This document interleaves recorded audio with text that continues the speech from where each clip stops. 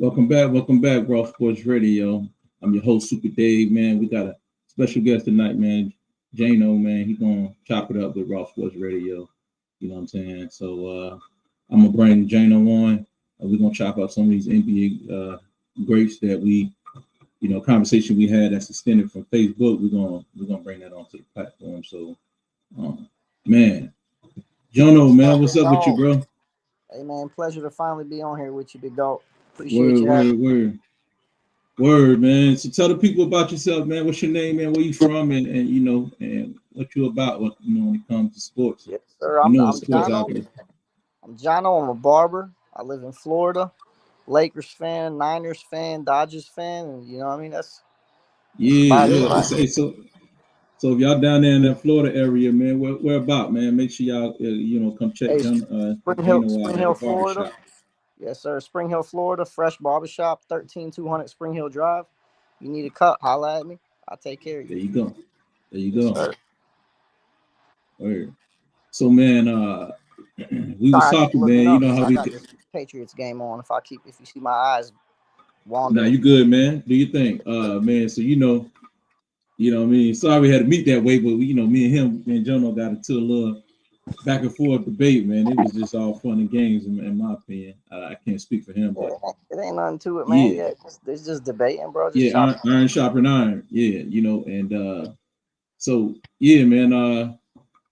I got the wrong ticker up there, but yeah, man, this is the late night Raw Sports show, man. We're gonna be covering some of the NBA all time greats and who belong on the top 10 list. So hey Jono, man, I want to get to your topic, man. What was your topic again? NBA.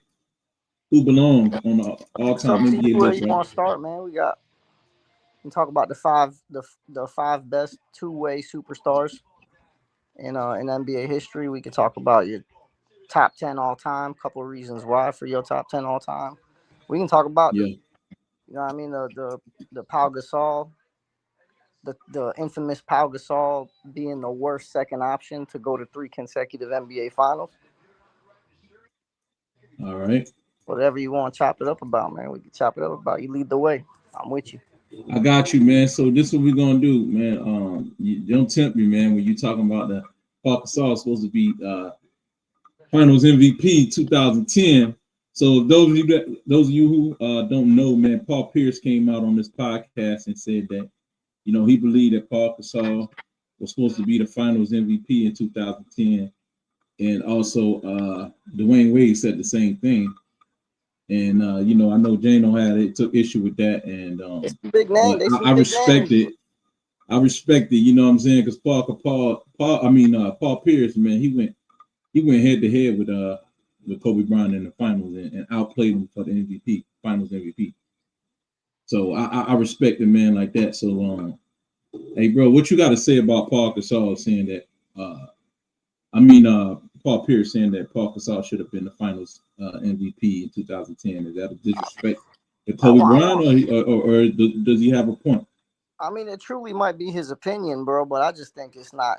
He don't have a viable argument for it. You look at Pau Gasol's numbers. I'm gonna ring them off the top of my head. I don't know if I remember them properly, but I believe he averaged 19, 11, and 4, and he shot below 50% as a seven Below footer. 50%?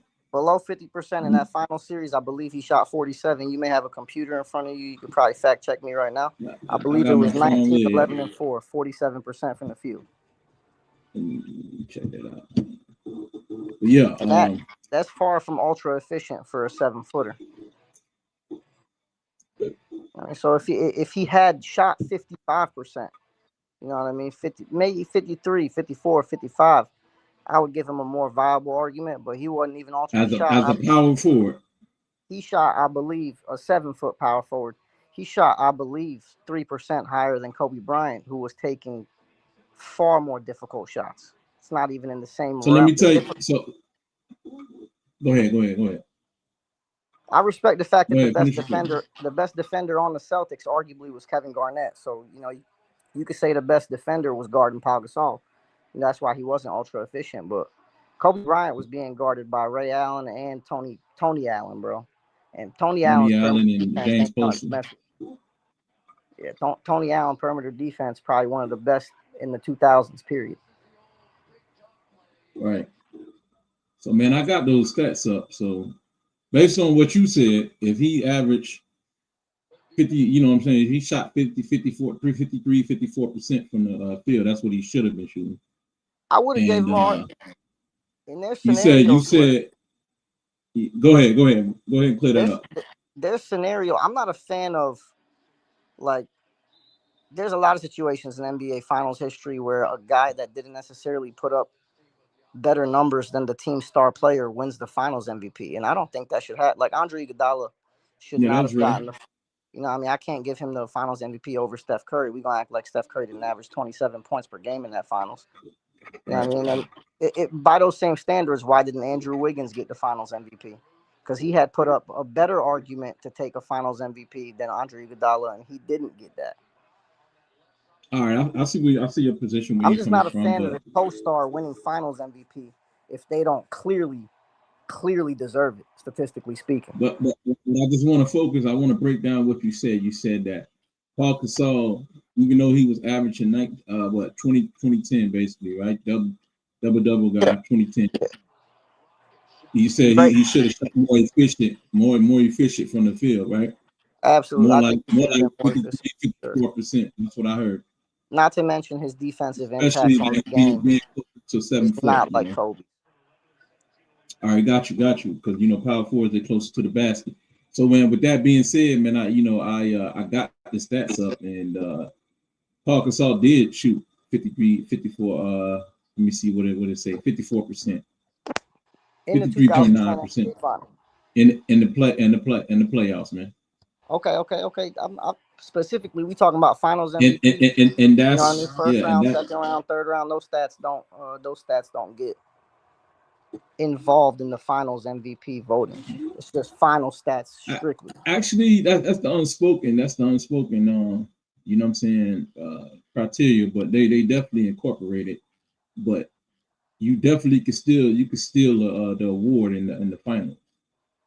I specifically, I look at the final stats, and if I'm not mistaken, 19, 11, and 4 is what to be the Finals MVP. I'm looking at what you did in the finals. You know what I mean? But yeah, I respect to look at what it takes to get there. Definitely matters, but I can't put that into my Finals MVP talks. You know what I mean? Me personally, if you do, then you know what I mean. I'm gonna pull it up while you're talking. I'm gonna pull it up. Yeah.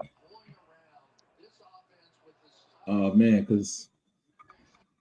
If I'm not mistaken, it was Pau Gasol in the 2010 Finals, 19, 11, and 4, shooting 47%. Kobe was 29, 8, and 4, shooting 44%. Mm-hmm. Yeah. So see me, I don't do the exceptions for guards. If a guard, I know guards shoot lower percentage, so that means the guard should really be giving it up to the big man. You know what I'm saying? And in those moments when big men can't get a shot, I feel like the guard should take over and get the team a good shot. But so that's kind of towards like the old school ways, like the point guards, they can always get their shot off at any time. Yeah, that Lakers team was a little different. I mean, Kobe truly never played with a genuine point guard. Right. They tried to get him Chris Paul, and he told that immediately. So what do you want to go? What do you want to go? Game 7, or you want to go to start from game 1? Which one? Oh man, Game 7 was a slugfest. That was a defensive slugfest, bro. I believe Kobe had 23 and 16 rebounds. Yeah, Kobe ended the game. Every significant player in that game, I believe, shot below 30% or close to it. Every single. Kobe had 20. Yeah, Kobe had 23. 23. You know what I'm saying? 6 of 24. He shot terrible in it. You know what I'm saying? We got to go through Paul Gasol field goal percentage. Ray Allen. I believe Ray Allen shot 21% from the field that game. Paul Gasol shot better. You know what I'm saying? Than Kobe. He shot 37%. You know what I'm saying? I ain't bragging. Yeah, 25 to 37. That's bad. And he had 8, but he had 18 rebounds. Kobe had 15 as a guard. That's tremendous. That's Elgin Baylor type of numbers. That was a game of pure will and defense. That was a hell of a Game 7, bro. I don't care how many people miss shots. That was Yeah, pure yeah. defense that game. But who stepped up though? Because I hear the reputation, about Kobe That Pau Bryant being Gasol hook a shot. clutch. Pau Gasol hit a double pump. The two biggest shots in that game. Pau Gasol hit a double pump hook shot over Kevin Garnett. I believe it might have been an and one. If it wasn't an and one, it should have been an and one. I'm pretty sure I was livid when that. I think it wasn't called. And then Ron Artest, when we were already hit the up, big shot. I believe we were up. We had a lead when he hit that shot, so it wasn't do or die. Nah, y'all went up. No, Ron Artest brought it back. We're gonna have to go to that. We're gonna have to go to that. We're gonna have to pull up that shot, man. You let me know. Yeah. But the referee had sent Kobe Bryant to the free throw line, charity strike after the game was brought back. Yeah, there was 2 free throws there at the end too. Sasha Vujicic, you can't forget Sasha Vujicic. Yeah, Kobe wasn't coming through, man, and I wonder what happened to a guy who's revered. Hey man, when you shot they don't say drop, LeBron. Go ahead. When your shot don't drop and you finish the game, if you are ice cold, and then you look at the box score and a man has 23 and 15 on a night where he is ice cold, that is just the will to affect the game, no matter what's going on with your shot. The will to have 15 rebounds, you know what I mean? That's not Let me ask you this. So you feel like, it was, Jordan never shot those kind of low numbers. If you really go back and look at it, Michael Jordan's the greatest basketball player of all time, hands down. Right. So he's his resume is perfect. He's the standard, but this is my thing. Kobe ain't nothing but diet Michael Jordan. I love Kobe Bryant. Right. Kobe, being that was a 2010 game, that means the paint was open pretty much. The defense of 3 seconds was being called, which it's always been a rule, but it wasn't as enforced when Jordan played. You had centers just camping out there in the lane, just waiting. Yeah. No, man, Michael Jordan, I can't. So I'm just saying, the field goal percentage should have been better if those players were 2010s. I mean, the 2000s were better than the players in the 90s. I believe the 90s. I believe the 90s is supreme. I believe, in my personal opinion, the 90s was the best version of basketball. I think it had the best competitors. I think it had the strongest big men selection. Just like if you look at the whole game, that was when it was at its pure peak. That was the golden era, in my opinion, is the 1990s. Yeah, I think so too, man. I ain't even get to watch it, bro. I just get to watch the hardwood classics. But I will say though, during the 80s, though, it was a bunch of super teams, so it really wasn't that competitive as far as the totality of the league. So it's gonna be top heavy league. Yeah, it was a top heavy league. So those top teams, those top franchises, are gonna meet at the top every time. Everybody, it was too predictable. And then Michael Jordan dominated the 90s. He won 6 of them Jones by himself. The 90s. That was after the expansion. Yeah, that was after the expansion, and so I think the expansion kind of level made things, gave the league more parity, because at the time, prime example, Michael Jordan with the Chicago Bulls, he couldn't get no help. Like, so if Michael Jordan is on a losing organization, they're the third or the second worst team in the NBA, and they get the third pick, bro. You're not really supposed to and then Michael Jordan elevating them to the middle of the pack is only penalizing them. That's the thing about being in the middle, a top, number one overall pick. You're going to the worst franchise out there. So you know what I'm saying. It's not like you landing on a Lakers franchise like Magic Johnson did. You know what I'm saying. That was or Larry Bird. You know what I'm saying. So that's know what I'm saying. Bird, man, I don't even want to talk. They drafted him a year early. They should have never got Larry Bird. A year early, yeah. That pisses me. That the Celtics. I'm a Lakers fan. You already know. I feel like the Lakers shouldn't have got Magic Johnson. That was through the Gail Goodrich trade, 4 or 5 years back, man. With Utah ended up being New Orleans Jazz back then. But that's the topic that pisses me off. Every time I think about it, man. Day I found out about Larry Bird being drafted a year early. It's a loophole, I guess. Oh yeah, there's corruption going on. How do you think Bill Russell got on the Celtics? I couldn't tell you, bro. That's too. Yeah. Okay. So. Ansha Bernard.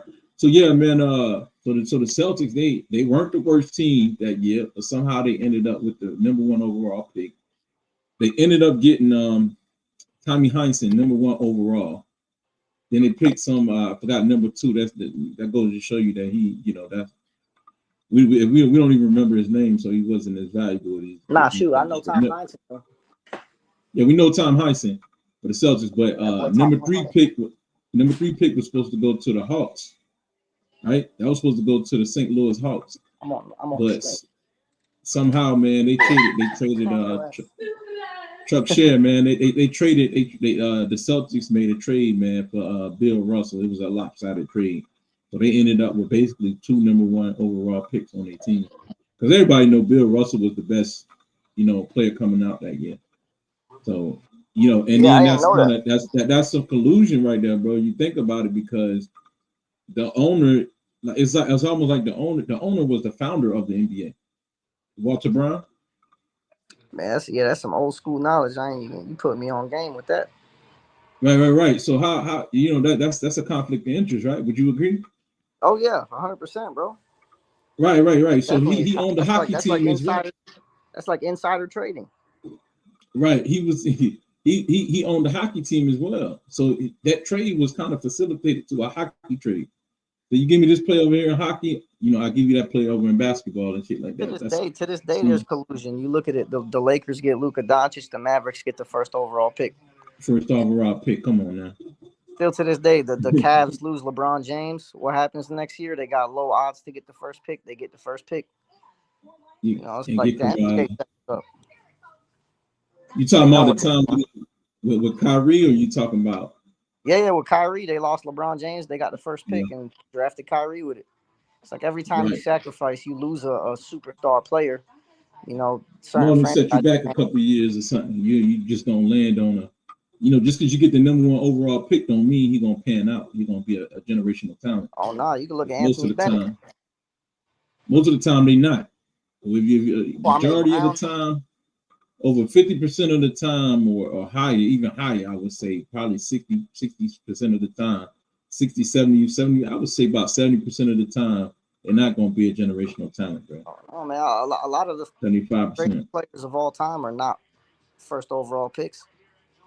Yeah, 75% of the time, because that makes it 3 out of every 4 draft. I mean, 1 out of every 4 draft. You'll get one of them. Agree with that. You got some great players picked number 1 overall, but if we were to go through the top 10 right now, top 10 players all time, maybe one of them is a first overall pick. Who was it? Yeah, not to get off topic, but just thinking about the last couple of drafts, if you examine the last couple of drafts, you can't say there was a generational talent. You know what I'm saying? I'm big on Wemby. Every year, you can't say every year there was a generational talent. No, not every year, but I'm big on Wemby and Flag. Wemby is a generational talent for sure, man. I don't know about Flag. Coop, man, I'm telling you, Coop's gonna come around. Yeah, I like Coop, man. I wanted to get his jersey, man. I like Coop though. Yeah, I wanted to get his jersey before the season came from Coop. I'll be buying them Topps Chrome packs. I'm hunting for that autograph. I'm wasting my money though. Yeah. So yeah, man, we was talking about finals and the low shooting percentage, the slugfest you said that Kobe Bryant got into, and if you check out the numbers, let me go back to the numbers on Celtics side of things, which you were right. You know what I'm saying? I know you was right.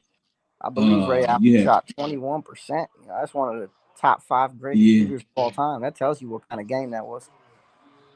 Oh yeah, that was a tight game. Yeah, Ray Allen shot 21%. Paul Pierce shot 33%. Rondo 46%. I'm strictly on the street. Rondo shot 6 off top. Yeah. Rondo shot 6 of 13, 46%. KG shot 8 of 13 for 61%. So the greatest players, the cream of the crop, gonna rise. Rasheed Wallace on the decline, shot 5 of 11, 45. And Glenn Baby Davis 2 of 4 for 5 for 50%. And then you had Metta World Peace 7 of 18, man, for 38 to 39%. Metta took 18 shots. That was Rondo. Metta wasn't. Yeah, he shot better than Kobe though. You know what I'm saying? Yeah. Even though Kobe shot more, and then Kobe pretty much was the least. For a player logging 30 minutes or more, he shot the worst on his team, 6-24. when Big and Dog they when sent him Big to the Dog free throw takes line 15 times. You know what I'm saying? And that was the free throw disparity in that game, being that the Celtics only made it to the free throw the charity stripe 17 times. 17. I mean, not 17 times, but you get what I'm saying. They had 17 free throw to attempts be fair, I will say none of their players compared to the Lakers 37 free throw they, attempts. they don't So necessarily have a player that drives as aggressively as a prime Kobe Bryant. You know, like Paul Pierce earlier in his career used to attack the rim viciously, but yeah, 2010 Paul Pierce was all finesse, all skill, you know, all on the mid-range post fade. You know, he wasn't really they ain't really have a tenacious rim attacker on that team. You know, Ray Allen wasn't that. With the Supersonics, you could say Ray Allen used to attack the rim. But yeah. with the Celtics, he was spot up, good defense. Rajon Rondo is not going to draw a lot of fouls. He'll draw some defenders and kick it out, but he ain't going to draw a lot of fouls. Kevin Garnett really the only player on that team that should be drawing a lot of fouls. Yeah, and KG, man, he went to the, he only got like one free throw, bro. That to make things Yeah, I don't. worse. Pau Gasol, yeah, on Pau Gasol, that's crazy because I know Pau Gasol definitely had to foul him more than that many times. You know, Pau Gasol is not a phenomenal defender by any means. And he went to the free throw line, 13, he had 13 attempts there, so he went to the free throw line 6 times. Oh yeah, man. Well, 13 attempts. I'm gonna be honest, man. The referees 14th, have man. notoriously. I'm a Lakers fan. There's that phantom foul on Kareem Abdul-Jabbar, man. The referees helped the Lakers. I can't. The 2000. Yeah. That's all 2001. I'm saying, bro. Let's be fair about it, man. Nah, That's they all do. I'm I saying. respect it. I respect it for sure. Yeah. Even against the Sacramento Kings, bro, there was that 2001 series against the Kings was a little suspicious. Yeah. Mike Bibby was torching them, man, and now I'm a Lakers fan, but I ain't gonna sugarcoat shit. The NBA definitely helped. Yeah. Don't get me wrong. Now they helped the Celtics too. But the Lakers, and the Lakers actually, keep basketball alive. To be, in my opinion, you know what I'm saying. The Lakers and the Celtics is what kept the NBA afloat. Oh yeah, they brought them back to life. If you really think about it, man, it wasn't just Magic and Bird. It was before that when Bill Russell came in the league. So we all know. Oh yeah, Bill Russell and Wilt Chamberlain. Yeah, he ran off 11 with the Celtics, man, and then Jerry West and Elgin Baylor made 8 and 9 final appearances, man. So those were the centerpieces of the league. That's really what kept the league, ratings to where they were. It wasn't for them 9 championship rings in the '60s. The Lakers would be sitting with more banners than the Celtics right now. But than the Celtics, well, yeah. Here's what it is. Jerry West got 1 out of 9. He got 1 out of 9. Wilt Chamberlain helped him get that one. That's not enough, man. I'm glad I wasn't alive at that time. I'd have been an unhappy Lakers fan. Yeah, back then it was different, man, because there was no free agency. So once the team, you talk about bird rights, you know what I'm saying? Bird rights had to be added back on to, on the scene, in the NBA, because Oscar Robertson, opened that up to, free agency, giving player freedom of movement to go to whatever team they desire once their contract is fulfilled. I did not know that. Oh yeah, Oscar Robertson, but a lot of people didn't know it and did not capitalize on it until like later on. And then guys like Spencer Haywood and all of those, there was a couple other small name guys, man, that started to utilize it. Time went on, and then people really got shocked when LeBron took advantage of it. You know what I'm saying? And went to Miami. You know what I'm saying? So they were still stuck in that mode 30 years later after Oscar Robertson already opened up the gate for that. They still, you know what I'm saying? It still really wasn't. It was still frowned upon. That was when Big O got Kareem. When the Big O got Kareem, yes, exactly. No. That was before. They kind of Oscar Robertson. He was already going back and forth with them already behind the scenes, like they was already beefing with the NBA. So he forced his way off of that team and to Milwaukee. I'm gonna be real with you. I don't even know how the Lakers acquired Kareem. I ain't never even looked. I'm sure that was probably some NBA collusion too. Yeah, I'm not sure, man. I'm not sure. It had to be, man. Because the Lakers The Lakers was a darling, man. The Lakers and the Celtics, man. That was the bread and butter for the NBA. And then, of course, that rivalry. They tried to bring that rivalry back with John Havlicek. John Havlicek and Kareem the Celtics. John Havlicek Celtics once Bill Russell retired. And Kareem, Hondo the white it never picked up. Hondo. Yeah, me too. And it never picked up.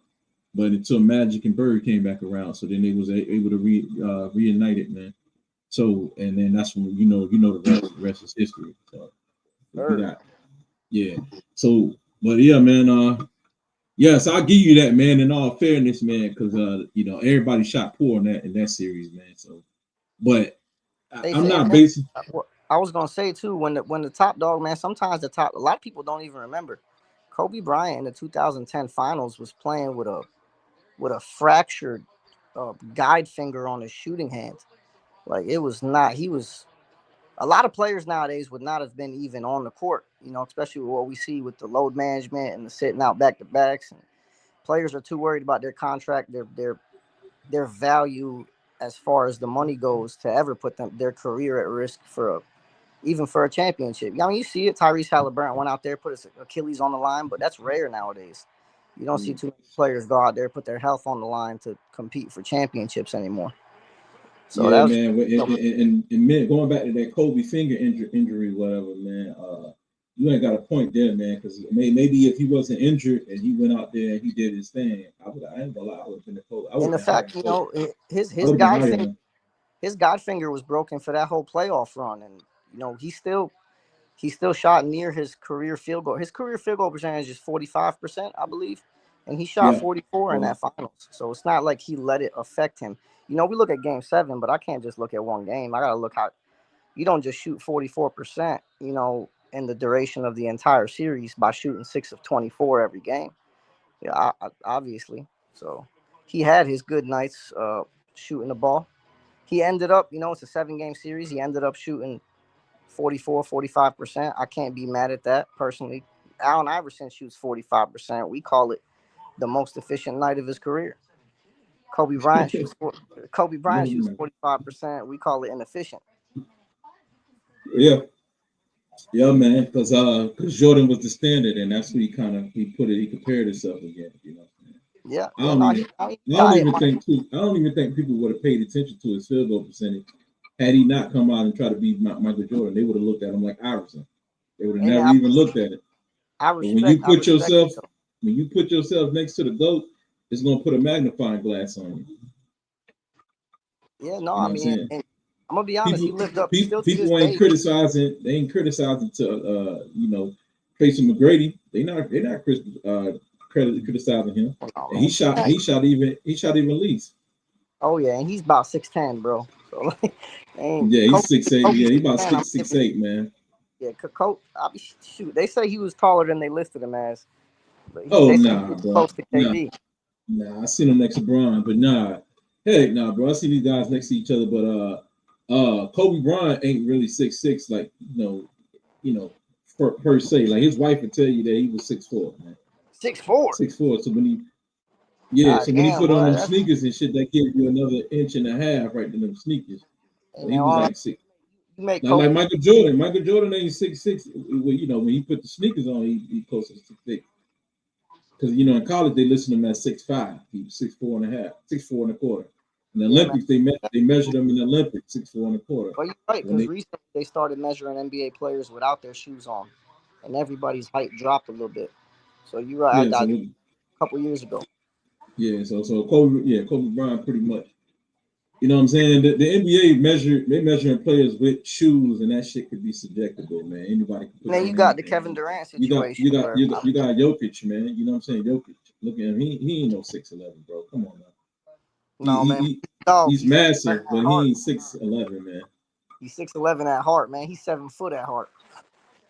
Yeah. I mean, playing against, this is a league where there's no centers really. They got rid of the center. Tell me why did they get rid of Jahlil Okafor? Yeah, no, you're right, man. The center position is dead. You got one of the greatest rebounders of all time still active, and he don't get minutes. Look at Andre Drummond. Yeah, but how did they take all of these centers, these defensive centers, out of the game and said that they had to be 3-and-D type of centers? in order to hold an NBA contract, That's have a the career Steph, in the man, NBA. that's the Steph Curry effect. So to me, yeah, I mean, to me, in my opinion, I feel like they cleared the way for guys like Jokic. So Jokic Yeah, can no, dominate. 100%. I They mean, got we had they got rid of the power. They got rid of the centers, and then next thing you know, they made power forwards the same. like we had versatile bigs back in the day, but there was still centers, true centers.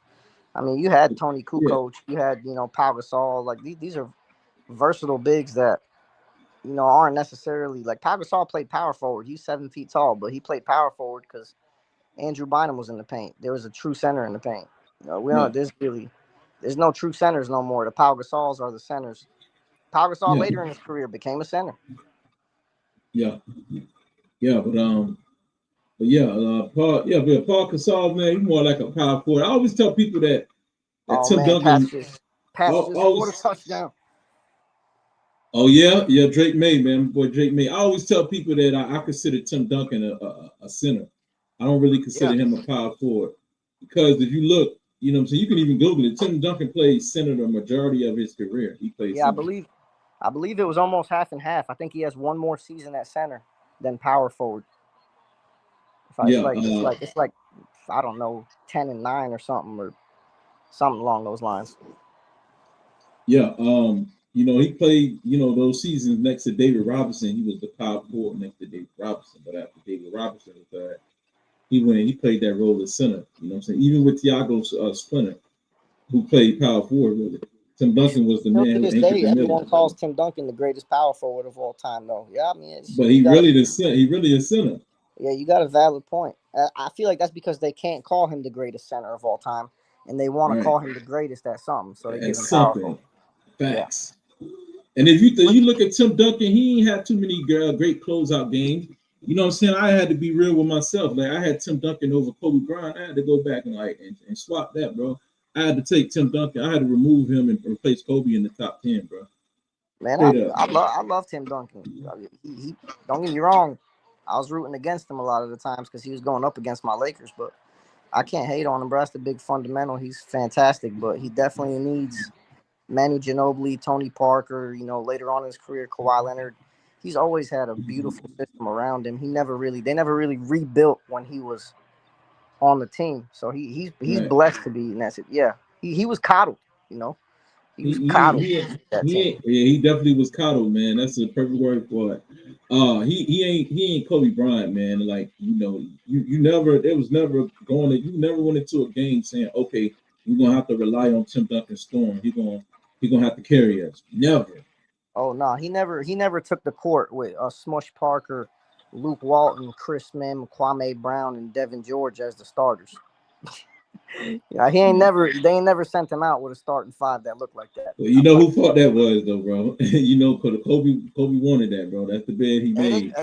they gave the Lakers a choice, Kobe or Shaq, and they picked Kobe. And respectfully, Shaq won one championship after that, and Kobe won two. And in my opinion, like Shit. three of the best years in the history of basketball was Kobe Bryant from 2008 to 2010.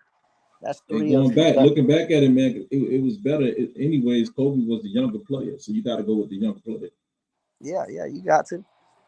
Yeah. So, but And Shaq's yeah, another man, one Kobe though, was man. the young Shaq's player. Actually, overrated in my opinion Lakers as went to well. three. Say what That's now? Shaq's another one, man. Anytime I tell someone Shaq's overrated, they get mad at me immediately. It's just like Shaquille O'Neal was never that guy that could win you a championship as the only championship he has as the clear-cut best player on the team. Clear cut is 2000, the first championship with the Lakers. 2001 and 2002, Kobe Bryant could So give you he did 30 it. points. He did it. So fall off. So back and fall off that man. If he did it, It's and one season, but they put him in the top 5, top 10 all time. you know how many players ain't got a championship? No, I Ain't mean, got he a got Finals 4. MVP. He got 4 of them, bro. I give it He to him. got 4 and three Finals MVPs. Oh yeah, man. My thing is like you can't name a 21, 22, But I 23. see what you're saying. You saying that if there was centers in the league just as big and strong as Shaq, he wouldn't be as dominant. Well, You know you what I'm look at saying? you look at the playoff runs in the finals. Shaq's numbers are like significantly better than Kobe's. Because if you look at the centers the Lakers played in the finals, who was the Sixers center? They Geiger or Yeah, something? Matt Geiger? Mutombo. Oh yeah, you're right. Mutombo was that. Yeah, he was So, defensive player of the year. yeah. No, he was a beast on defense. I can't And knock look how him. Shaq made him look.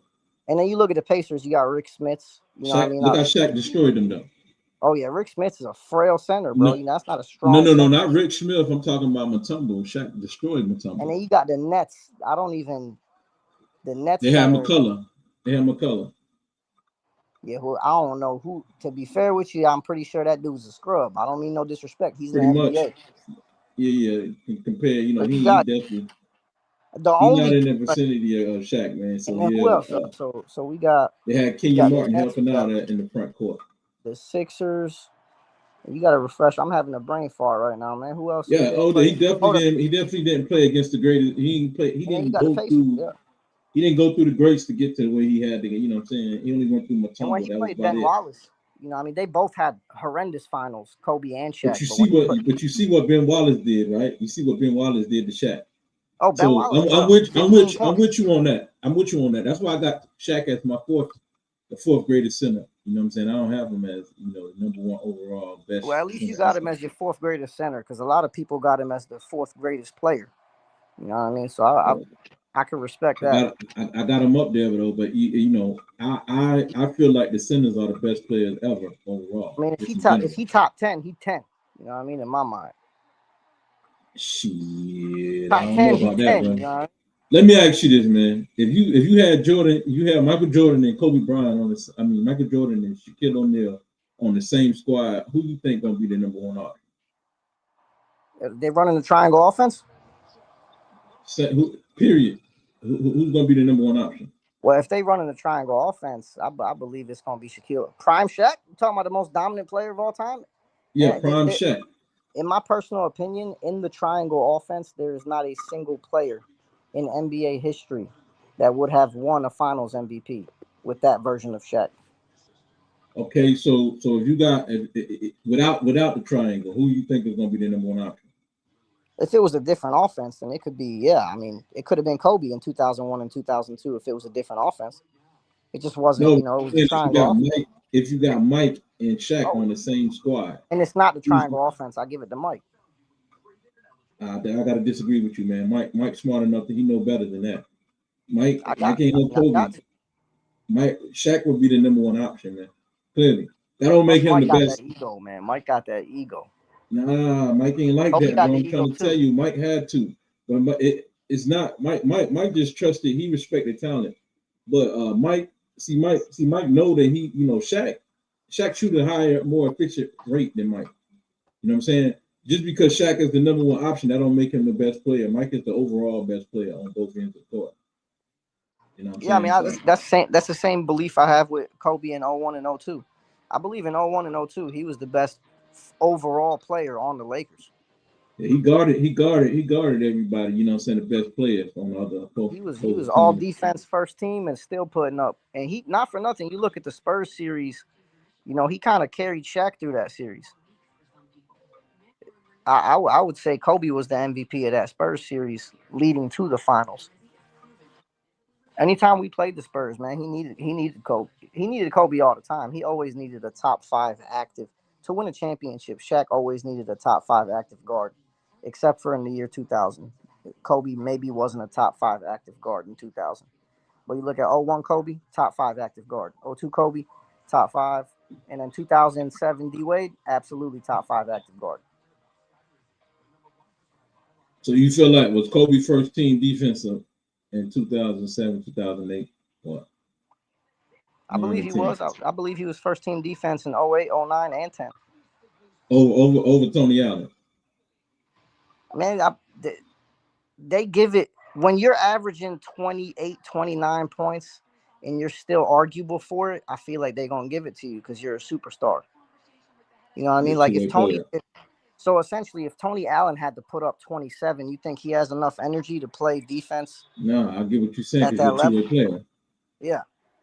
So I got to. I mean, and that was that's why I wanted to talk about the 5 best two-way superstars of all time, because in my opinion, those are some those guys are in my top 10 all time, every single one of them, because defense is half of the Every sport. single one of them. Every single one of them. The 5 best two-way superstars. When I say superstars, I mean like this dude can carry you on both ends of the floor. Yeah. Offense and defense. So there's some dudes in there that are some of the best defenders of all time that I will not be naming because they are not two-way superstars. They are not offensive juggernauts. You know what I mean? I can't put Bill Russell in there, man. Bill Russell is not in my top 5 two-way superstar. Right. He's far from an offensive superstar. Far from it.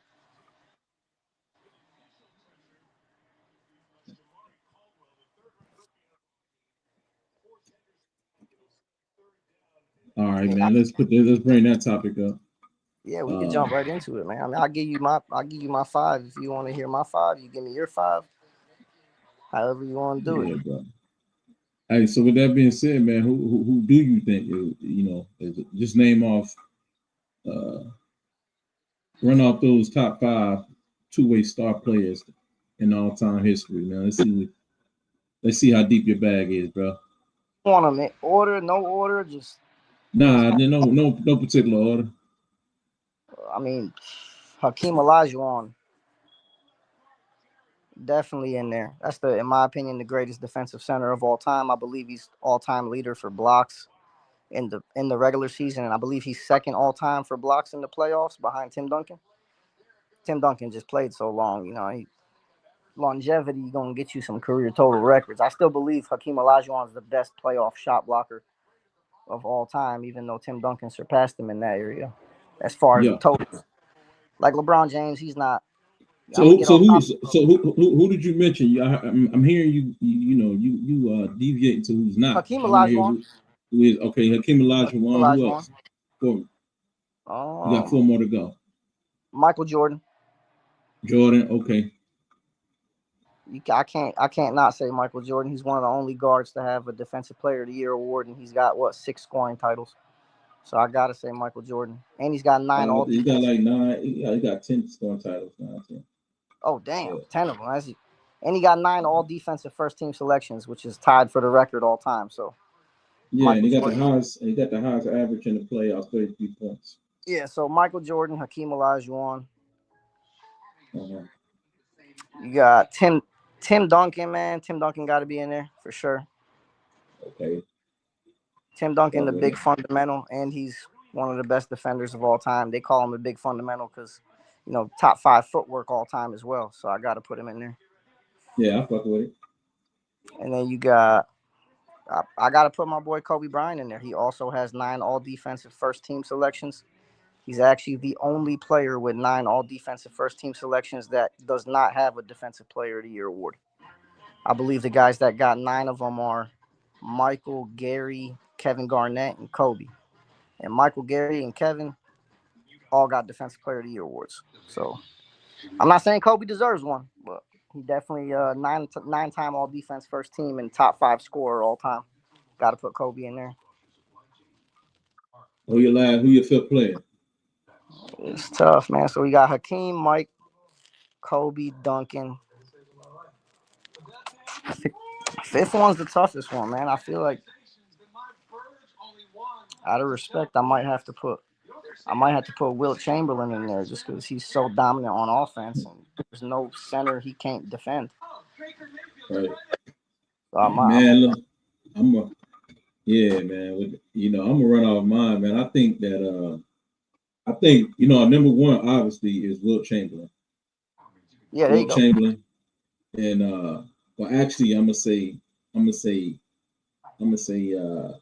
Hakeem Olajuwon number 1, and then I'm gonna say Wilt Chamberlain. Oh, so you put them in order?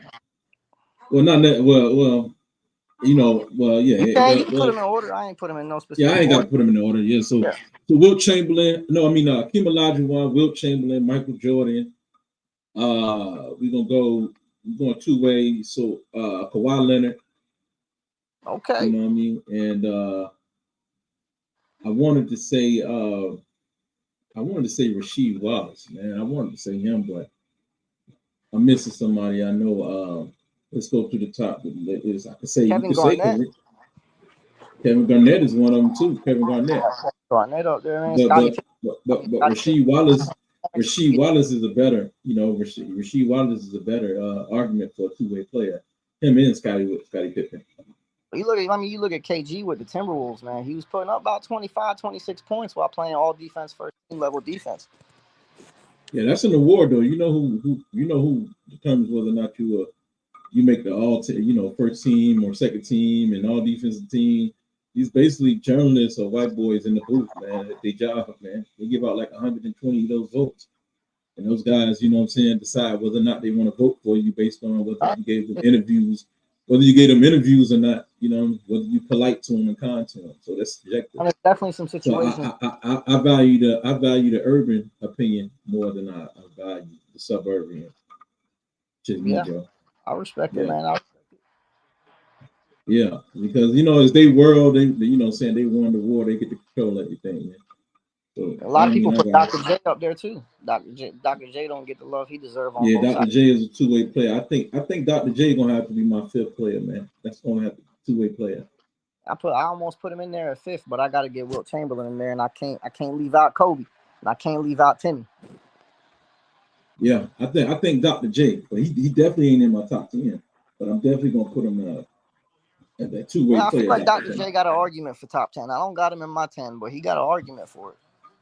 Yeah, he got an argument. You know what I'm saying? So do Isaiah Thomas. Zeke might be in mine. Zeke was the birth of Michael Jordan. Yeah. Zeke went through Mike, went through Bird, went through, Magic and Kareem in the final. Man, we needed Zeke to get the GOAT. Without Zeke, there is no GOAT. I don't know, man. This dude was beating NBA talent, man, before he played a single game. He was with the, Barcelona. I mean, not Barcelona. He was with the NBA Junior Olympics. Is it Junior Olympics back then? In '84? You're going to have to the Olympics, when he played with okay, so he played, Michael Jordan played on the Olympics team with Patrick Ewing and a couple of guys, man. He played with Bob Knight was the coach. So they had those players. High school or college? Coming out of college into the NBA, he already got drafted. Yeah, because back then they didn't let NBA players play in the Olympics, correct? Right. So Michael Jordan was a college player, so he qualified. And he was busting them over the head. So they had him play against Isaiah Thomas, Larry Bird, Magic Johnson, all them NBA stars, and Michael Jordan bust their ass. They said like out of 8 games he beat, they only won 1. Hey man, he's the GOAT for a reason, bro. That's why they was calling him the GOAT before he ever won a championship. Yeah, no, I remember Larry Bird called him Black Jesus. Right, because what he already dealt with that problem in in the Olympics. You know what I'm saying? When he was scrimmaging in the Olympics. Put 63 on him in the playoffs. That's when he called him Black Jesus. Coming off of a broken foot, man. Yeah, that boy was different. Man. Yeah, still rusty coming off an injury. That's why I don't like GOAT James folks, man. Them GOAT that's James. why he, right? That's why he had to. I mean, Michael Jordan could have kept scoring, and then you seen the final year when he had a full season, he had 37 points a game. But Michael Jordan, he could have kept scoring, man. But he realized, he had to involve his teammates. Phil Jackson, I give Tex Winters the credit. I don't really give Phil Jackson the credit because Phil Jackson was actually allowing Michael Jordan to get away with shit, and Tex Winters had to pull his toe. Tex Winters had to call Phil Jackson out. Like, man, you letting him get away with that? Man, you can't let him get away with that. This is, what I'm saying? It was favoritism. It wasn't favoritism. It's kind of hard to approach a star player like that. Somebody you admire and then to go and correct them. That's kind of hard, bro. When you're in that position, man, it ain't the easiest. But Phil Jackson grew into that. When he grew a pair. You know what I'm saying? Under the tutelage of Tex Winters, who brought the Tex Winters.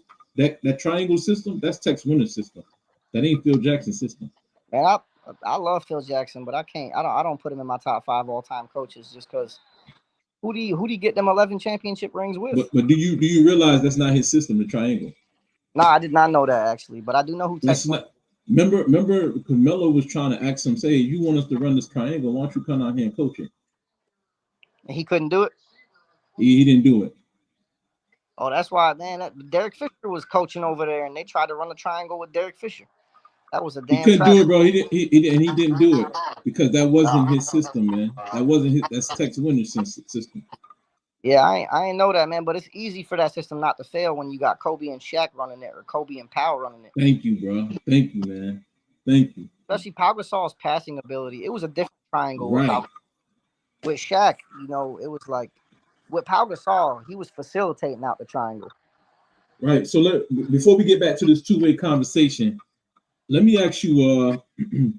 So you still convinced that Paul Gasol was the worst second option?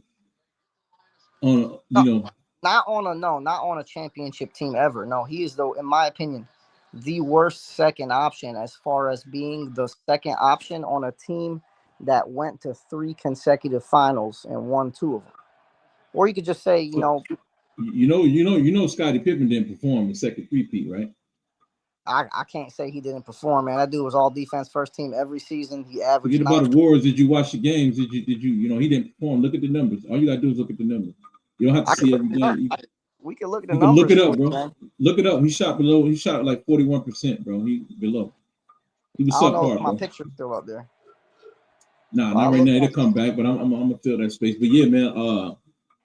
Pause, man. Yeah, but Scottie Pippen going. You know what I'm saying? Like It's a reason why Scottie Pippen's so damn overrated.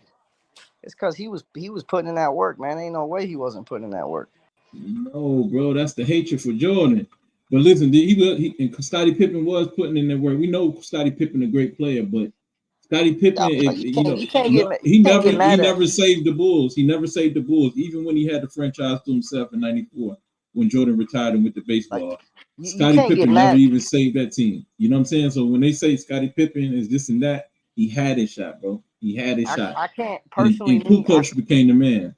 I can't get mad at a dude putting up 17 points, 9 rebounds, 6 assists, 3 steals, and a block, shooting 44, 45%. You know what I mean? That was the first playoff run, of the second three-peat, and then he put up 19. But what about his field goal percentage, bro? Tell me about his field goal percentage. He shot the first playoff run of the second three-peat. He shot 44.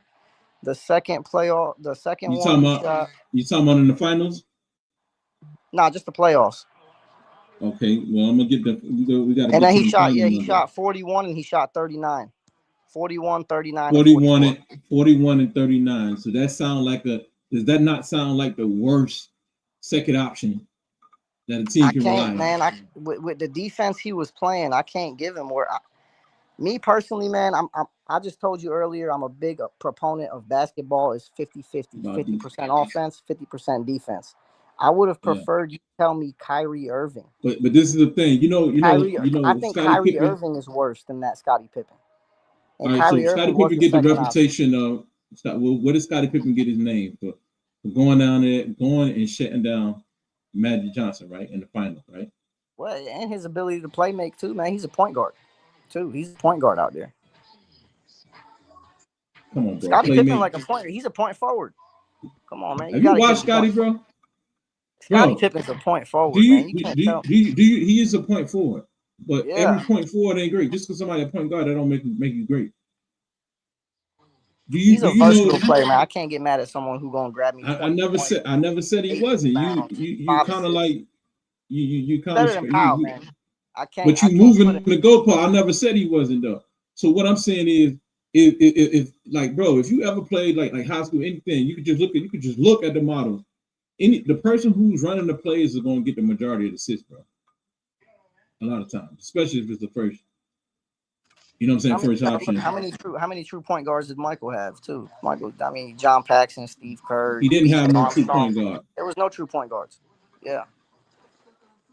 There was no true point guards in Chicago. Right. So and Mike was guarding all the best. Mike was guarding some of the best players, but Scottie was really Scottie didn't even. Mike was out assisting Scottie Pippen in those finals you're talking about. He outpassed him. With you, I believe it. Michael Jordan had a stretch in his career where they said he wasn't passing, and I believe he went out there. He played like a point guard. I think it was like a whole month. Yeah, it was 89. It was like last 11 games of the season. Michael Jordan wanted to put up. Yeah, he'll He put up 10 averaged assists per game. he averaged like 35, like 30, 30, 11, and 9. 30, 11 assists and 9 rebounds. So Michael could have been a triple-double dude if he wanted to. He didn't care about the if he stats. wanted to. Win. Right, bro. So, but two-way, we was talking about Scottie Pippen. Pau just too and Paul soft for me. Gasol. Scottie Pippen do the dirty work. Pau Gasol ain't gonna do no. One of the reasons why we got smoked in 08 was because Pau Gasol was way too soft, man. Like we should have three-peated. We should have three-peated, man. Pau Gasol the reason we ain't three-peat. If I'm gonna keep it real with you.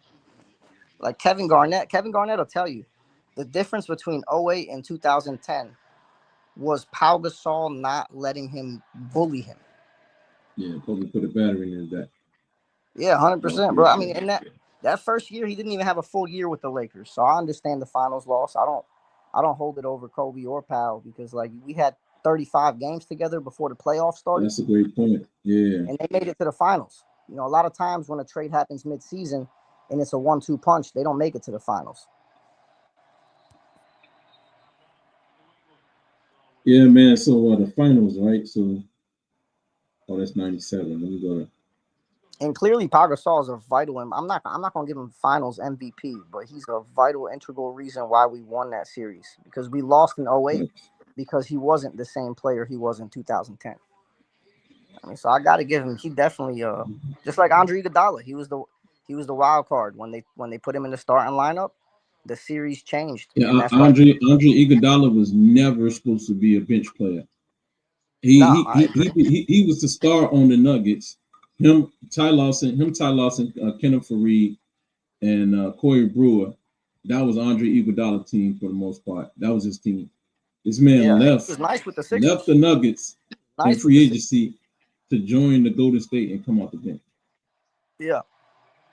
So when you tell me he winning the MVP and he just a bench player, nah, bro. Nah, that was just unsaid. You look at Glenn Rice, man. Glenn Rice was in the middle of his prime, and he joined the Lakers and became a third option. In that first year, they won the championship. So some players are just unselfish. They'll put their numbers to the side to compete for a championship. All right, man. Going back to what you were saying about Scottie Pippen in '96, man. In the finals, game 1, man, he was 5 of 15. Jordan was 9 of 18, and Jordan shot 50%. Scottie Pippen 33% and 3 assists. 3 assists. You know what I'm saying? And I don't. It's a different game too. You know, you gotta look at what the scores were back then. You know, like the score was 107 and 90. Yeah, that's like 107, and we see like 130, 140 every night nowadays. So, looking at numbers back then, a bad game back then statistically looks different than a bad game nowadays. Man, you moving the goalposts. I mean, it's a different NBA. You look at the NBA in 2006. Teams were scoring on average 97. I'm talking about matching Jordan. He's supposed to be up there in Jordan's vicinity, man. You know what I'm saying? He wasn't, man. Who was supposed to be in Jordan's vicinity? As far as production. Kobe or Scottie? No, Scottie. No, Scottie can't be in Jordan's vicinity. No way, man. When they draft, when Scottie, the way y'all talking is like the way a lot of people talking in the consensus is saying that Mike couldn't win without Scottie. Nah, I don't talk like that. I think you could have replaced Scottie Pippen with another top 75 player, and he would have probably still three-peated 2 times. Me personally. Okay, so you logical. Okay, man. He did not need Scottie Pippen. He needed him. I don't think. But they ain't the only. Yeah, I mean, he needed it. He needed him, but he needed someone on that level. It didn't have to be Scottie Pippen. Some help, bro. Yeah. Just some damn help. Scottie Pippen's fairness, he did. You know what I'm saying? He was 8 or 9 for the free throw. He had 21 points that game, though. So, if some people that just look at the points instead of. I can't just look at box scores either, man, because there's a lot of he played defense. A lot of things are not recorded. Defense effort. In the best defensive plays, they don't end up in a block or a steal necessarily. Yeah, they don't end up on the box score. Like Dennis Rodman might be top 5 defensive player all time. This blew my mind. He's never averaged 1 block or 1 assist per game throughout an entire regular season. Right. Yeah, numbers definitely don't quantify. He was contesting your shot and grabbing the rebound. His only defensive stats were rebound. He forced you to miss. He wasn't going to block you. Yeah, bro. But I would say that the Bulls they relied on Scottie Pippen on the defensive end more so, and those defensive plays turned the offense transition points. Yeah, no, I agree. Yeah, but in the half court, man, I can't say that they really could rely on that. Nah, no, man, like you can rely on Paul Gasol in the half court, but you can't rely on Scottie Pippen, bro. Let's just be honest with each other. Pau Gasol, man, Pau Gasol. The one thing I knock him for is being soft, man. He's too soft. I give Scottie the edge still. It's a viable argument. It's not a terrible argument. I'm gonna be honest with you, bro. If Michael Jordan had a big, a shot blocker like Paul Gasol, presence, man. You think about Mark. Pau Gasol ain't no defensive presence like that. Yeah, but he can block shots. He long. He got length, man. If Michael Jordan had him, man, he would have been killing, bro. He would have been killing. I mean, he a big dude, so off rip, you got a presence because you huge. Because think about it, Scottie Pippen would have been more valuable in today's game opposed to back then because they weren't shooting a lot of threes like that back then. Scottie Pippen is the guy. Scottie Pippen later on in his career. No, not on the offensive end. I'm saying on the defensive end. Or switching. Okay, I got you. Switching whenever somebody go like into a pick and roll, defender. And then they kick it out on the 3-point line to the pick and pop guy. Well, not to mention, bro, Scottie Pippen could keep up. Yeah, he one of the best pick and roll defenders in NBA history. Right, and they didn't really use a lot of pick and roll like that. That was mainly just the Jazz. You know what I'm saying? That was mainly the Jazz. Shoot, that helped them in like two or three finals against the Jazz, though. Right. That's a fact, man. But I would say that the game was more, paint focused, man. And so I believe Paul Gasol would have been more of a service to Jordan. Go out on the limb and say that. I'm gonna be honest. If Pau Gasol is coming off of the pick and roll and catching the ball and Karl Malone's there, Pau Gasol ain't going nowhere. He ain't going nowhere. Pau Gasol shooting right over Karl Malone, bro. Oh yeah, but he not getting to his spot. You just can't. He ain't about to back him down like that. No. He gonna have to shoot it from the spot. He gonna have to find his spot before he get the ball.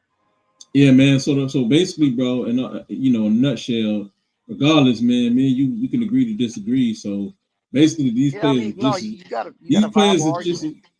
just as worse as each other. You know what I'm saying? The second option. I'm 100%. I was unaware of how bad Scottie Pippen. I don't even think the Lakers had a shot. If they couldn't get Paul Gasol, I don't even think they would have won the championship with another player. No, of course not. That team was pretty bad with Pau Gasol on it on paper. No, how do we say they bad whenever you know what I'm saying? You get. So the Memphis Grizzlies, they had Paul Gasol. That was their star player. Yeah, they made the playoffs 3 times, and he got swept every time. Right. What are we comparing these players like the Lakers? Are we comparing them to the guys in the '80s when they had super teams? Because after the '90s, there was no more super teams really like that. It was more of expansion. It was an expansion thing.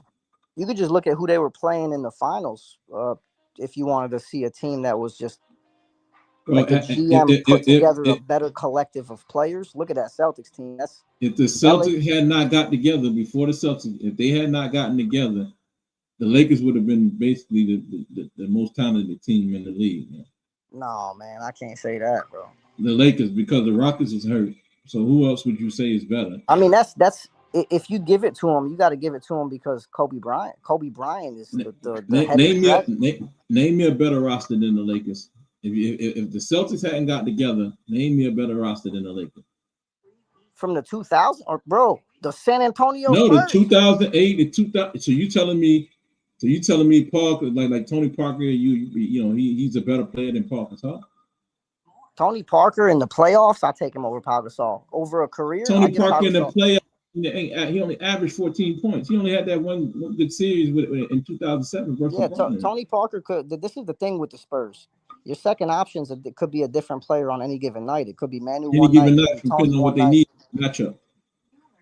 Yeah, it just depends on what they need. Kobe Bryant never had that luxury. After Shaq was like he had Pau Gasol, and if Pau Gasol wasn't playing like a second option, Lamar Odom sure as hell wasn't going to do it. Ron Artest sure as hell wasn't going to do it, and Trevor Ariza sure as hell wasn't Lamar going to do Odom put up buckets now. Lamar Odom was really Oh, I was a like guy Lamar who put Odom. up 17, 18 points for you I, any I given like night. 20. I like Lamar Odom, man. He's I one of the mean, most versatile. he was getting busy. Him and Wade was getting deep in the Eastern Finals, Eastern Conference playoffs, man. Him and Dwayne Wade. I Oh mess yeah, with bro. Lamar, bro. I'm not throwing no dirt on Lamar's name, and people like to name But Andrew when you Bynum. play next to Andrew Kobe Bynum Bryant, you're first not going to All-Star be season didn't come till after we won our championships. right, and that's probably because of Kobe Bryant. But when you play next to Kobe Bryant, you're not getting the touches like that, bro. If you put Andrew Bynum, the rookie season, where he was only averaging like 7 points next to Kobe Bryant, put him on the team by himself, man, and his career, his numbers would have been way different, bro. Yeah, I don't subscribe to that, boys, man. Y'all had Andrew Bynum, you had Lamar Odom, you had Paul Gasol, Ron Artest, Kobe Bryant. Like, god damn, how many players you want? Yeah, you froze, man. I think you might have to go out and come back in. Somebody in the comment, Nuggets.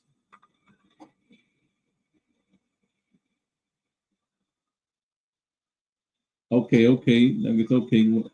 What do you say? He say Bynum played less than 60 games, didn't he? What's your point? What's your point? You trying to say that Bynum ain't contribute to them winning the championship? What are you trying to say, bro? Because Bynum definitely was a threat. He was a matchup problem. Phone died. Yeah. I'm still with you. Yeah. Oh, you good, man? Hey, so that was a quick recovery. But hey, man, bro said that Bynum played less than 60 games. Basically, I guess he trying to insinuate that Bynum really wasn't that much of a contributor to them championships. Maybe you could say for the first championship he was injured. He was significantly worse every single playoff run. If you look at his regular season averages, and then you look at his averages in the playoffs and in the finals, he's significantly worse every single year that we won a championship. If they want to use him or not. Depending on if they wanted to use him. You don't need to use him when you can play Paul Gasol at center and you can play Lamar Odom at power forward. You don't need him. in the regular season, he was putting in work. In the playoffs, he turned into Kendrick Perkins. Right, but if you could play fast, play with Paul Gasol, who's the passing big, get the ball out. He's a passing big, and then put Lamar Odom as your stretch forward, and Ron Artest as your 3, and Kobe as your 2. Why would you need to play a big man like that? Try to preserve him, keep him healthy. In my opinion. My thing, man, Andrew Bynum, man, he was never nothing after Kobe Bryant. It's a damn shame because he had some potential. I feel like Kobe Bryant was the only thing keeping him, keeping him playing effectively. As soon as Kobe Bryant wasn't there, Andrew Bynum was just he fizzled out. He went to the Sixers. He was the top 2. He was the top 2, top 3 big man in the league. The Sixers paid him big. Yeah, big man. He never played like it in the playoffs. Yeah, Sixers paid him big money to get Andrew Bynum over there. You know what I'm saying? You don't do that for no last man. You don't do that for no no 7-point guy on the bench. He was a flop. He was a flop, man. He had bad attitude. That kid had potential. He went at Shaq. Yeah, he went at Shaq, man. So the flashes was there, whether or not you use them or not. The game was there, man. They had players. And the NBA was changing. If you know. The NBA was changing post 2010, so guys like Andrew Bynum was getting phased out anyways. Yeah. But yeah, man, Andrew Bynum was like the best big man. I mean, I'll say. To get back to that roster construction, you were talking about how the Lakers was maybe the most talented, man. I don't know, let me ask you. So you telling me Paul Gasol ain't a talented big man? No, he's incredible. He's incredible. He's phenomenal. He's one of the most skilled power forwards. He's one of the most skilled power forwards in NBA history. It's just when I give you that question about the worst second option, who's the worst second option to ever? Oh no, you valid point. That's a great point. That makes you appreciate Kobe even more. The issue with that question, I'll give it to you. The loophole in that question is there's not many names. Not many teams go to 3 consecutive finals. 3 straight consecutive final appearances. I mean, there's not. That's why I was telling you that you kind of like that was a loaded, like that was a you kind of cherry picked the conversation. But also the fact that should tell you something. If not many teams go to 3 consecutive finals and win 2 in a row, that's a very difficult feat. That's a lopsided league, bro. That's a very difficult feat. You know what I mean? It's lot. And, I and can, you that can and that also make Western the Conference, argument that it's that lopsided, Western bro. It's the Conference is Lakers. deadly. Let me ask you this, bro. If hypothetically, if we go back, which it actually did happen, you put Kobe Bryant on the Charlotte Hornets and you put T Mac on the Lakers, without fuck Shaq, take Shaq off the Lakers, and you put T Mac in that position. Or they say organizations win championships. You don't think the Lakers will build a championship team around T Mac, and you wouldn't be talking about Kobe right now. You would be talking about T Mac. I can't. No, I disagree with that, man. Facts, Tracy bro. McGrady. You would be talking about is a T Mac. nobody on defense. Tracy McGrady is a nobody on defense. Tracy McGrady was known as a defender coming in the league. He was going to replace Scottie Pippen. As Why he got on 0 all defensive first team selections in his career? He became a scorer. Kobe Bryant averaged 35 points in 06 and still made all defense first team. Come on, bro. Was Kobe Bryant really like that on defense, man? Kobe Bryant was like that on defense. That's why he's so underrated all time. It's because people don't give him that credit on defense. Bro, why was players going at Kobe Bryant, dropping on like Wayne Wade with mono block for block with Kobe Bryant? Man, you can't. Everybody knows when all these players was giving Kobe Bryant work, man. When a player's as great as D-Wade, when a player's as great as Allen Iverson, when a player's as great as Carmelo Anthony, everyone knows you can only hope to contain them. Who was the Kobe stopper? So what did Michael Jordan do? Remember the Kobe stopper on the Blazers?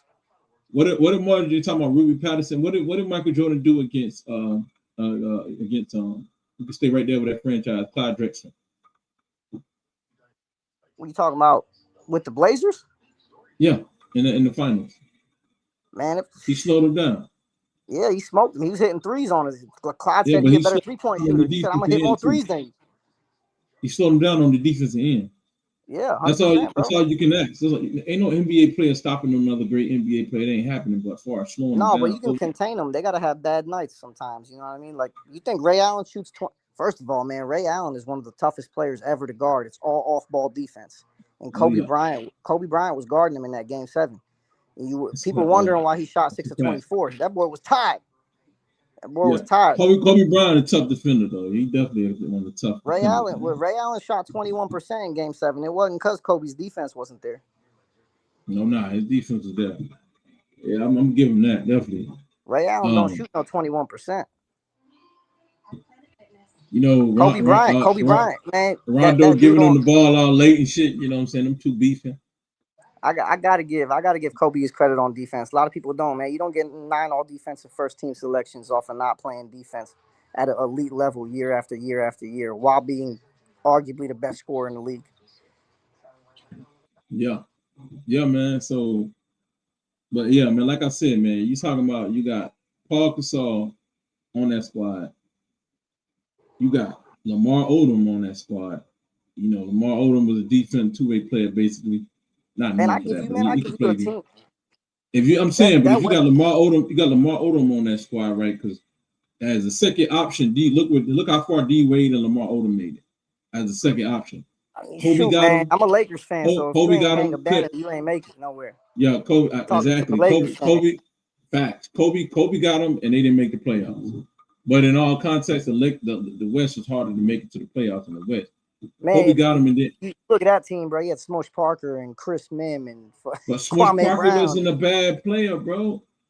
Smush Parker wasn't terrible. He's just not a point guard, and he sure as hell ain't the guy Kobe wanted to be playing point guard. Right, and Kobe ain't letting nobody play point guard. He was a score first point guard on Kobe Bryant's team. That's an epitome of a terrible GM. Oh yeah. How you gonna bring me a score first point guard? That's true. Yeah, that's true. You know what I mean? Like, that's true. That's a great point. And man, but if you have it, but let's get back to the point. You got Andrew. That's why Kobe almost went to Chicago.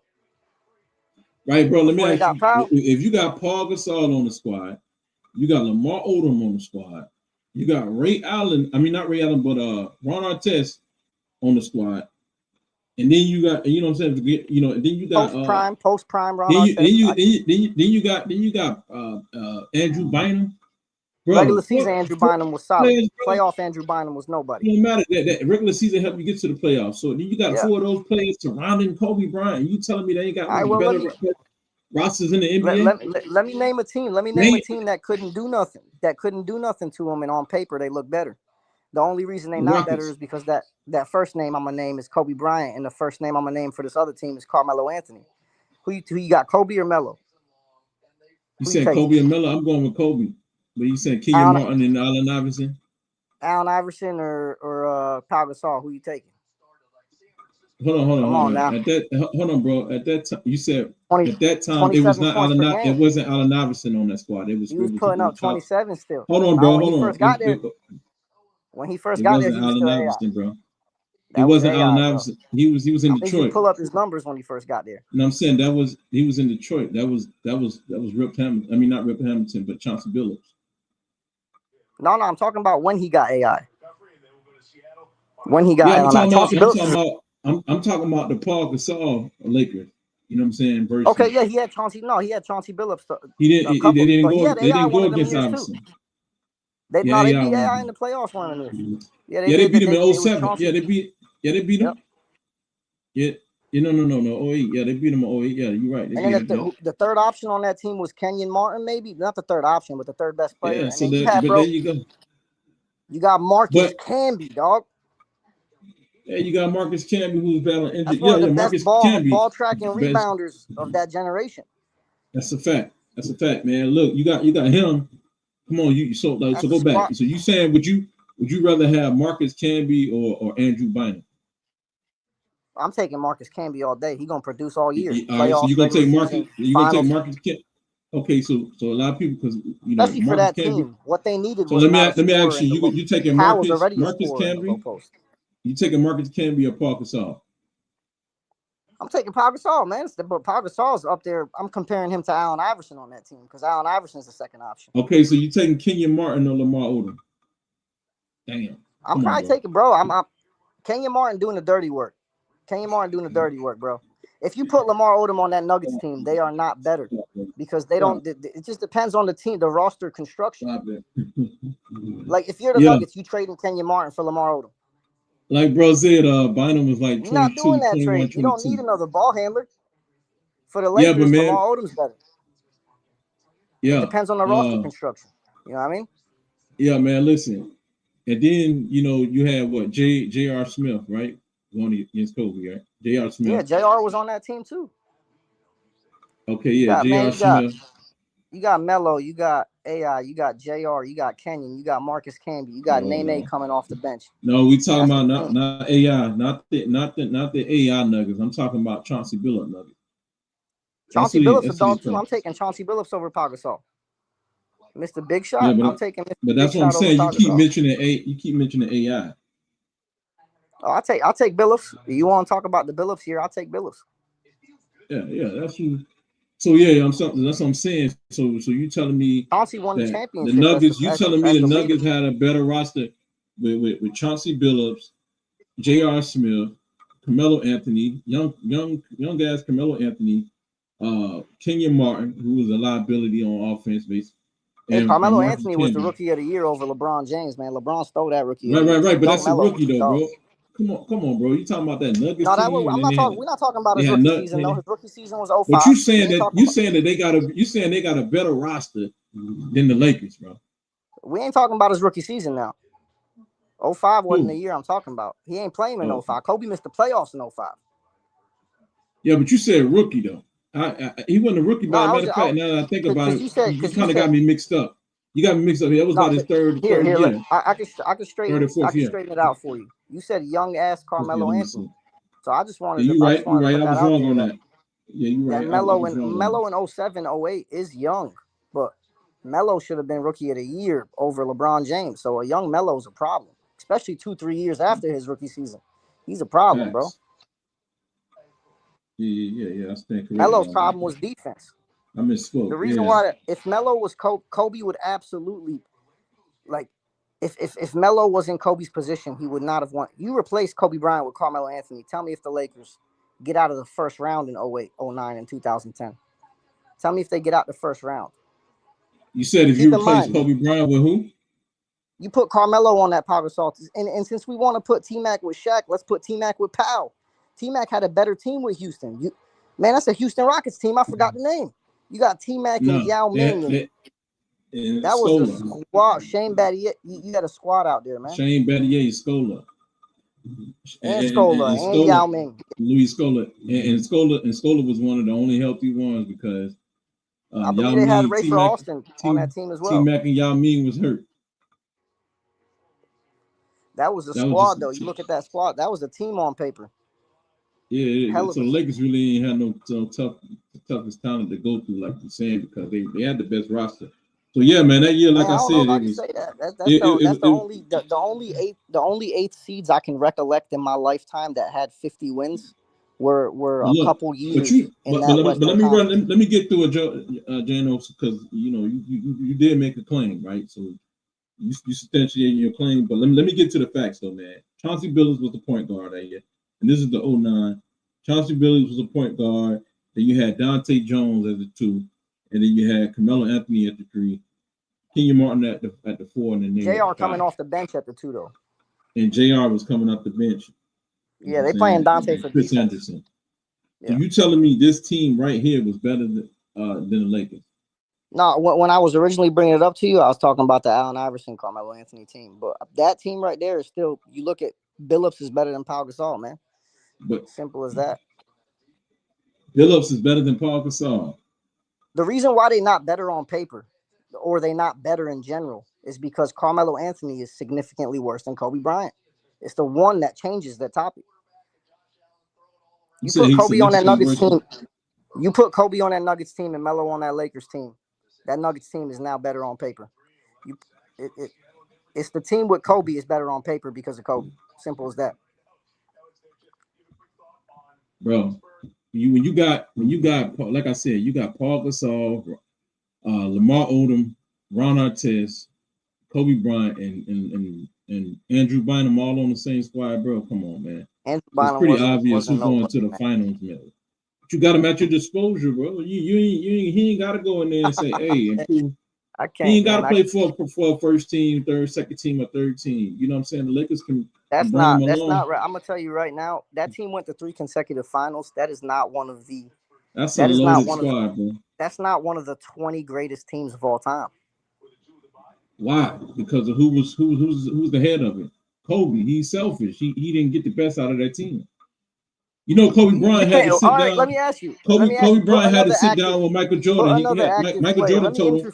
Hold on. Michael Jordan had to tell Kobe how to get the best out of his players. He said, "Man, you got to take your players out. You got to learn your players and get the facts. That's facts. Yeah. No, right. Kobe Bryant tell you don't even look at him. You don't even like to talk. He told like Smush Parker said, Kobe Bryant didn't even want him to look at him. Since Kobe underperformed with that team, I need you to plug in another active shooting guard or an active guard, or plug in anybody you want. Who wins more than 2 championships with that team as the first option? As the first option, who winning? Who you replacing Kobe with, and they're doing more with that team? If he stays healthy, obviously T-Mac, but you can put Vince Carter. Yeah, you could put Vince Carter in there. Oh man, dude, come on, man. You can't even put LeBron James on that team and get 2 championships. Nah, but who holds LeBron that high in regard though? Man, you can't even put LeBron James. You talking about Vince and T-Mac? You can't even put LeBron. But the team is built on Kobe. Is built around Kobe. He got tall players around him. You know what I'm saying? Rebounders. He got a team full of rebounders and a team full of, you know what I'm saying, shot blockers or whatever. Not shot blockers, but length. You know what I'm saying? That's what the team is built around. He didn't even get a point guard because he don't need a point guard. He wants to keep the ball in his hand. I mean, you got valid points, man. You're not just spewing hatred. You know what I mean? You got some valid points. But you look at LeBron James's championships. Who were his second options in all those runs? He's got 4 rings. Who was the second option in the first ring? I would say Boobie Gibson. Dwayne Wade? No, matter of fact, when he won. Oh, Dwayne Wade. And Chris Bosh. So Dwayne Wade in the first chip was his second option. Dwayne Wade in the second chip was his second option. Yeah, the super team. Kyrie Irving in the third chip was his second option. and Super then team. Anthony Davis in the fourth chip was his second option. LeBron James has 0 titles with a Pau Gasol level player as his second option. This is GOAT James. Zero. GOAT James has 0 titles with a Pau Gasol level player as his second option. But Vince Carter and Tracy McGrady would get one. No, I'm saying, who could you plug in to win multiple championships with that team in 3 years? There's nobody. So Jano, man, this is what I'm it. trying to take. This is what I'm trying to say, Jano, man. Not to take away from nobody, Kobe, man. Bro. Not even LeBron James. What I'm saying is, Jano, man, listen, bro. Listen, bro.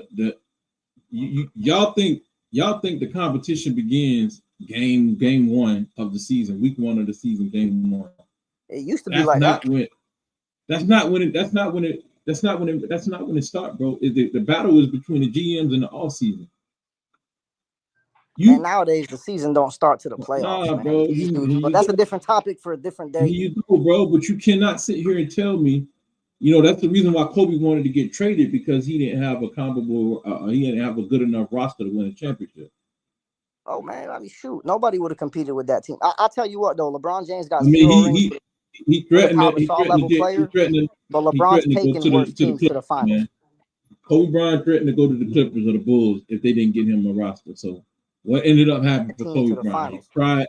He cried for players. Jordan never done that. I don't know if you cry. Man, did Michael Jordan cry when he got drafted to the Bulls? No, he cried for players, and then somehow and Michael Jordan cried. The guy who drafted Kobe Bryant, which who he is. He cried for a comparable GM. The guy, that's what he cried for. A comparable GM. The guy who drafted him threw him a bone. You know who that guy is? Jerry West. Jerry West traded for him. Jerry West was the guy who traded for him. Yeah, that's right. The guy who traded for him. But he saw that boy. The guy who traded for him through the draft. The guy who traded for him through the draft. Better said, traded for him and then helped him out on the other end down in Memphis by giving him Paul Gasol for Kwame Brown. Essentially. Come on, bro. Gave him that. So Kobe Bryant. We went over this though. What I'm saying is, at the very least, you need a Pau Gasol level player as your second option. He's the bare minimum of what. But you got guys like Allen Iverson and all those guys. Like when T-Mac was stuck on the Magic, they went got nowhere. T-Mac went to the Rockets after he was an injured player. They were trying to redeem T-Mac. I mean, but yeah, at the same time, man, that's why when you said Kawhi for your top 5 two-way players, let me ask you availability this. is the best ability. Before we go to something else, let me ask you this, because I want to see where you at. So do you think that everybody in the league has a fair amount of talent on their roster? That's how we arguing, as if everybody has a fair shot to make it to the finals in the. No, I mean it's getting better. Adam Silver has done one thing. No, I'm just saying in the history, just from the history. I ain't talking about potential. No. In history, absolutely not. Is it not predictable? Is it not predictable based on the team's roster who's going to most likely, make it to the finals? I mean, it ain't hard. These analysts, I mean, they pick the preseason favorites. They pick preseason favorites based on. Let me ask you this. They pick preseason favorites based on what? Rosters, right? Yep. And strength of schedule, yeah. No, 100%. Yeah, 100%. So if Kobe, I'm asking you again, who had a better roster than the Lakers outside of the Celtics on the other end? Well, I mean, seeing as the Lakers were the first seed, I believe, one time during their, I mean, you look at the Spurs. You got to look at. People forget, man. That team, that league was stacked. You got the Hornets with Chris Paul. The Hornets with Chris Paul. I can't get a straight answer out of you, man. The Hornets with Chris Paul were solid. The Spurs were solid. The Jazz with Deron Williams. You got the Jazz. You got the Jazz. Hold on, man. There's teams that are forgotten about because Kobe whooped their ass. You got Deron Williams, AK-47, Carlos Boozer. No one even talks about that team. Okay, let's mention that. Because Kobe was putting BTA. Oh no, let's not gloss through that. Let's not gloss through that. So let's go through that roster. You got Deron Williams. And who else? Who else you had? Alex Burks. Man, I can't tell you off the top of my dome. I can tell you, got Alex Deron Burks. Williams, you got You AK-47, had you got Carlos Boozer. AK-47 That's with a AK-47 three-headed on dragon that. right there. Carlos, you said Carlos Boozer. You sure it wasn't Paul Millsap? That was young Paul Millsap, maybe, but Carlos Boozer was there. Okay, Carlos Boozer, and then the center was a core, right? I don't know if it was it was Mehmet Akor. Yep, Mehmet Akor. Yep. But I mean, like, okay. Listen, you got a big So three. let me ask you. So who was like the best you said, player? The NBA was skewed. How many teams had a big three, a viable big three? You got Deron. That's what I'm telling you, bro. That's what Deron, I'm telling you. Like, I don't. But my thing is, Deron, Carlos Boozer, and AK is a viable big three. AK-47 is a. But what I'm. That ain't no big three, bro. You know what I'm saying? That ain't back no then, little. That ain't no big. Come on, man. But the third option on the Lakers is Lamar Odom. I'm taking AK-47. That's a nice team. That's a nice built team, but it ain't no big three. That's a nice taking filled out roster. AK-47 or Lamar Odom? Oh, Lamar Odom all day. Nah, I'm good on that. All day. But what I'm saying, that's what I'm saying. Like guys, like historically, these are super teams when you comparing these guys against Jordan and all of them. These are super teams. Magic came on a loaded Lakers team, bro. Bird came with a loaded Celtics team. I won't call it a super team. He had Scottie Pippen. You said Mike. Tony Kukoc was good, bro. Tony Kukoc would have been. But what I'm saying is, no, bro. You got to hear me out. You got to hear what I'm saying. I'm saying the team that they inherited coming out of college. Oh, Michael Jordan's Bulls was trash when he got there. They were a bunch of cokeheads. Thank you. That's what I'm saying. He got that team out the mud. Magic. What I'm saying, Magic Johnson was his center. That boy was ready to retire. So, bro, hear me out. Let me finish real quick. I'm gonna get a mic back to you. So, Magic Johnson inherited a top 5 team. He got Kareem Abdul-Jabbar on his squad, Norm Nixon, Bob McAdoo knows well. He came later. You know what I'm saying? Bob McAdoo. He had all those guys. Jamal Wilkes on his team, and then turned around and ended up with James Worthy. But I'm saying he inherited a great situation. Larry Bird. Well, that's the Lakers. The Lakers gonna get more players than the Bulls. Larry Bird ended up with a lot of players, even though they traded for the Chiefs. They ended up drafting Kevin McHale. He just inherited a great situation. So what I'm saying is, Tim Duncan inherited a great situation. Tim Duncan inherited a great situation. So this is my thing. Do you think all of these teams across there's 25 teams, 26 teams at the time? All these other teams are not getting those they're not getting these. You know what I'm saying? I don't know what you want to put these privileged situations like Magic and like Bird inherited. They're not getting that, bro. Man, so it's not hard. It's not hard to look and see who's going to win based on who's loaded, who's the most loaded team. You know what I'm saying? Same thing. I see what you're saying. It's like the Lakers, the Celtics. It's too predictable, bro. They can load up. It's too predictable. So just the Spurs could not load up. The Spurs had to cheat the system. They couldn't load up. The Spurs have I believe a top 3 winning percentage in NBA history. I think they up there, man. They never bad. They defied the odds, man. They had to cheat the system, really, and rightfully so. Like they had to tank for Tim Duncan. Yeah. I mean, they are the reason for bad. They one of the reasons for bad basketball. They one of the teams that really started that tanking shit. They also started that, you know what I'm saying? Load you talking about the load management? Yeah.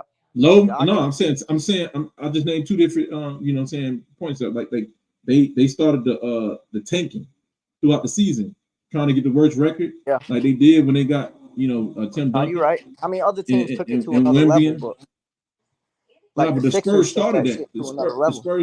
The Spurs started that. And then but in the NBA, it's not like the NFL. The worst team don't guarantee the first pick. Yeah. It's just you have a higher percentage in the lottery. Yeah. You're not guaranteed the first pick.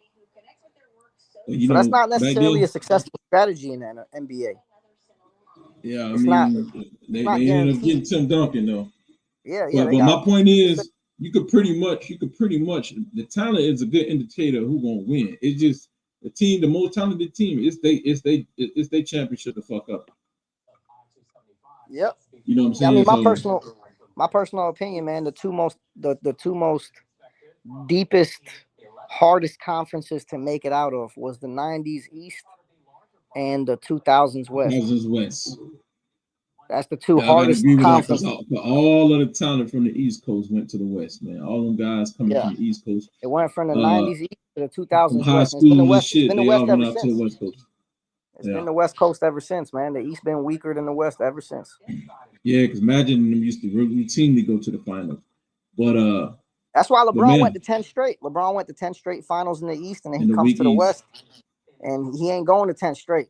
You know, he ain't. Yeah, I believe he's been the one since he came over to the Western Conference. Yeah, man. Hey, but yeah, man. But based on, like I said, I'm still waiting. Like you said, the Jazz with Darren Williams. I was just telling you. I'm not telling you it's a better team. I was just telling you that's a better roster. That's a good opponent. Yeah, hell yeah, that's a good opponent because they built right. That's a hell of a good opponent. They built right, man. They built with chemistry. No. Hey, Jano, this how I see things, bro. You know what I'm saying? I know you know what I'm saying. You still you getting to kind of know my mind, how I think. But listen, this is how I think, man. As far as with teams, building teams, I like a team like the Jazz. That team was built on chemistry.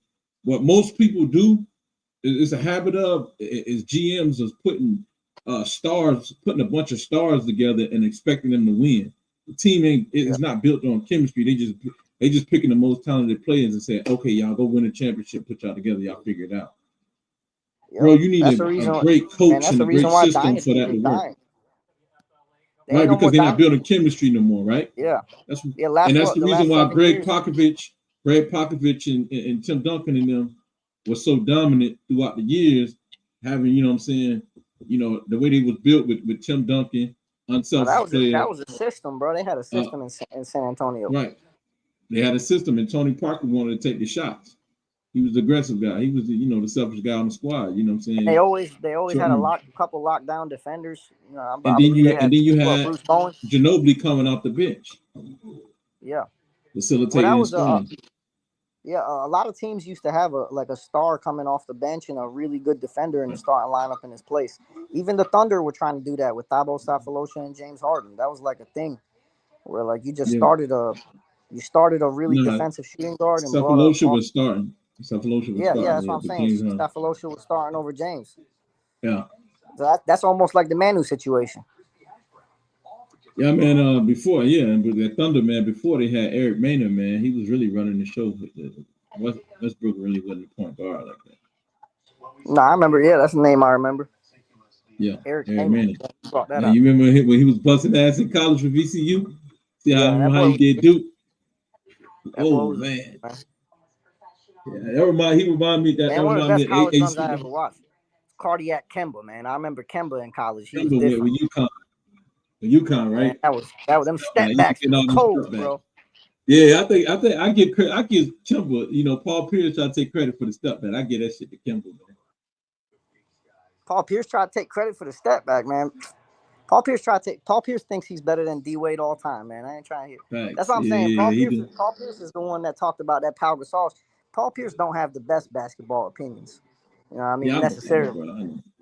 Yeah. But you know what I'm saying? He'll go against the grain, though. I respect that. Like, he ain't messing with no D Wade, man. If you replace D Wade in 06 with Paul Pierce, Shaq don't have 4 rings. Because defense matters. D Wade was locked down. Yeah. Yeah, man. Yeah, I got to Paul comments late, but yeah, Paul, I put your comments on the screen. No, not Paul, but Pastor Engineer. But yeah, man. Hey, bro. So we got our track. We was talking about two-way players, man. But I think we pretty much named them. It's cool to get off track a little bit. We pretty much named the two-way players, man. Another one I want to honorable mentions, man. Sidney Moncrief. Yeah. Oh yeah, definitely. With the Sidney Bucks. Moncrief. Yeah, man. Sidney Moncrief's a dog, bro. I wanted to mention the dude, number 21. Even Hondo. John Havlicek got to be up there. John Havlicek, two-way player, bro. Jerry West. He's the white version of Kawhi, huh? Jerry West, if you really. Man, Jerry West to me was before Jordan and Wade came. He was the best shot blocking guard to me. Yeah. No, Jerry West definitely a two-way player we missed. To me, man, and because they didn't record defensive stats, we didn't get to really quantify how great Jerry West was. Yeah, bro, I'm telling you right now, this shit recorded. When the playoffs hit, I'm gonna be the one recording the defensive stats for the finals MVP or whatever. You know what I'm saying? I might be able to get some help, but I'm going through there. Any play, like if a player scored 30 points and he give up 20 points, basically I'll be like, you know what I'm saying? He got an effective 10 points. Okay. Oh man, you're gonna be hurting Luka. You're gonna be killing Luka, bro. But I feel like they do this shit on purpose because they think we stupid, bro. I don't respect that. That shit pisses me off, man. Because I'm a basketball fan. You know what I'm saying? I'm a real true fan. Yeah, bro. Don't give me no fucking 30 and points. Give up 40. You hear that shit, bro? Huh? Yeah, you can't drop 40 and give up 40. Yeah, you can't drop 40 and give up. You know what I'm saying? Give up 35 or some shit like that. Nah, I know what you're saying, bro. All you do at that point is you just wasting possessions. Like, bro, Jano, bro. I respect you, bro. For real. Like, bro. I respect you, bro. Listen, because I know you're gonna get this shit when I say that. That's why I said that, right? So, bro, if you Luka and you one of the baddest motherfuckers, right, and these two great players cancel each other out, right? Yeah. You can't, because you say you the man. Yeah, you got to do your scoring, but find a mismatch, bro. You see what I'm saying? Yeah. Let this player get off to say, hey, bro, we need to rely on you. You got a mismatch. We need you to be the difference maker in this game. 100%, bro. Why can't we go back to that kind of basketball mentality? But I don't know, man. They were pumping and overusing these stars at high usage rate to just they dribbling the air out the ball. They getting tired. That's why a lot of the reason why just to prove to us that there's talent in the NBA and prove that this is a star. This is what you want. Here you go. I'm gonna give you overusage. Realistically, bro, it's turned and it's into not really, and this shit don't look. Yeah, like it's turned like into Metal Lark Lemon, like how Metal Lark Lemon in the middle, and he just passing the ball off, and everybody. Like, bro, it's supposed to be. This supposed to, and so let me ask you this question, Jano. Is it not obvious that Metal Lark Lemon gonna get all the fucking assists? He's right there in the middle of the damn off in the court. Yeah. Come on, bro. Like, but we know he wasn't the best point guard. That was Curly Neal, right? Nah, of course. Yeah. Curly Neal. But yo, I'm by the way, both of them guys. I'll say though, in the playoffs, it gets back to that old school basketball. It does. Like the Austin Reeves, the dudes that are averaging 27 in the regular season, they're not gonna put up 27 in the playoffs. To get like that deeper in the playoffs, and they did like that last year. We seen with the Celtics and Luka, and we seen that with OKC. Bro, basketball is coming back in the playoffs, man. Yeah. In the playoffs, man, everything returns to how it should be. Which honestly, though, that pisses me off more because why ain't we doing this? If we could have this brand of basketball in the playoffs and in the finals, why don't we implement this brand of basketball all year round anymore? So people can get used to it, right? Yeah, it's just like it. I don't understand. We got this like the shell of the game that we watched for 82 games, and then when the playoffs come around, they change the way they referee the game. That's why I enjoy watching FIBA basketball more than NBA basketball. And read that comment on the screen. Read that comment on the screen, bro, while you're talking. Go ahead. I ain't want to interrupt you. Yeah, no, you tired of hearing about triple doubles, bro. I agree. Facts, bro. That's a pointless stat. Man, Wilt Chamberlain said triple doubles is overrated, bro. And that nigga, he is the king, the god of triple doubles, bro. Yeah, come on, man. They having the cherry pick stat accomplishment for Nikola Jokic, saying he's the only player that ever averaged 25 or 20 points or 20, you know what I'm saying, 30 points and 20 and Nikola Jokic rebounds. Don't play no defense. This is the thing, though. Like, and I'm like, bro, he ain't the first one with them triple doubles and doing assists and all that. Wilt Chamberlain averaged nine assists for, you know what I'm saying, for a whole season. He led the league in assists. Man, you got Big O and Russell Westbrook. They got the most triple doubles all time. It ain't even Nikola Jokic. Big O was really the first one that was bigger. Jason Kidd got mad triple doubles. Hey, bro, in reality, you know what I'm saying? I'm gonna push back a little bit. They wasn't padding 4 triple doubles. They just got. I'm gonna push back, but yeah, on paper, yeah, they the ones with the most, but really it was Wilt Chamberlain. But they didn't record blocks and shit like that. You know what I'm saying? So no, he was probably having 15, 20 blocks, bro. That dude was different. Yeah. You know why? I mean, a lot of those players back then wasn't even shooting jump shots, bro. But I keep it 100 too. Like, bro, the league was so like the league back then was like still kind of like racist, bro. Like they was You know, they was like the white boys. It was like a class that they were bringing in too many blacks. They said, as they say, the league was turning black, and they were like, man, we're not about to do nothing like y'all. We're not shooting a jump shot like y'all. We're not trying to dunk or do anything that resembles black players. So they were still trying to shoot their little one-legged jump shots and all that shit on the ground. And Wilt Chamberlain, Bill Russell was blocking the fuck out of that shit. They were having a block party in the paint, and being that when Kareem was in college, he wasn't allowed to dunk, was he? Right, they banned the dunk. They banned it, yeah. Like that's wild, bro. That's wild to me, dude. But just think about how easy it would have been for somebody like Dwight Howard or anybody, a shot blocker, Ben Wallace, to play back then when those guys wasn't jumping really like that. Oh yeah, bro. That's and Jerry West was one of the first white boys to really shoot a jump shot, a perfect jump shot. He was jumping with his jump shot. Oh yeah, Jerry West. And they said. And they gave him shooting threes for 2 points. They gave him the title as the best jump shot, right? You know, because he used to always go to that elbow, and they gave him the title as the perfect form when it was really Elgin Baylor who brought the jump shot to the game. Man, Elgin Baylor brought the post fade to the game. That post fade, Elgin Baylor all day. Crazy. And then Elgin Baylor, I don't even call it the Euro step, man, out of respect. I call it the Baylor step, bro. Okay, a lot of people get at to Manu.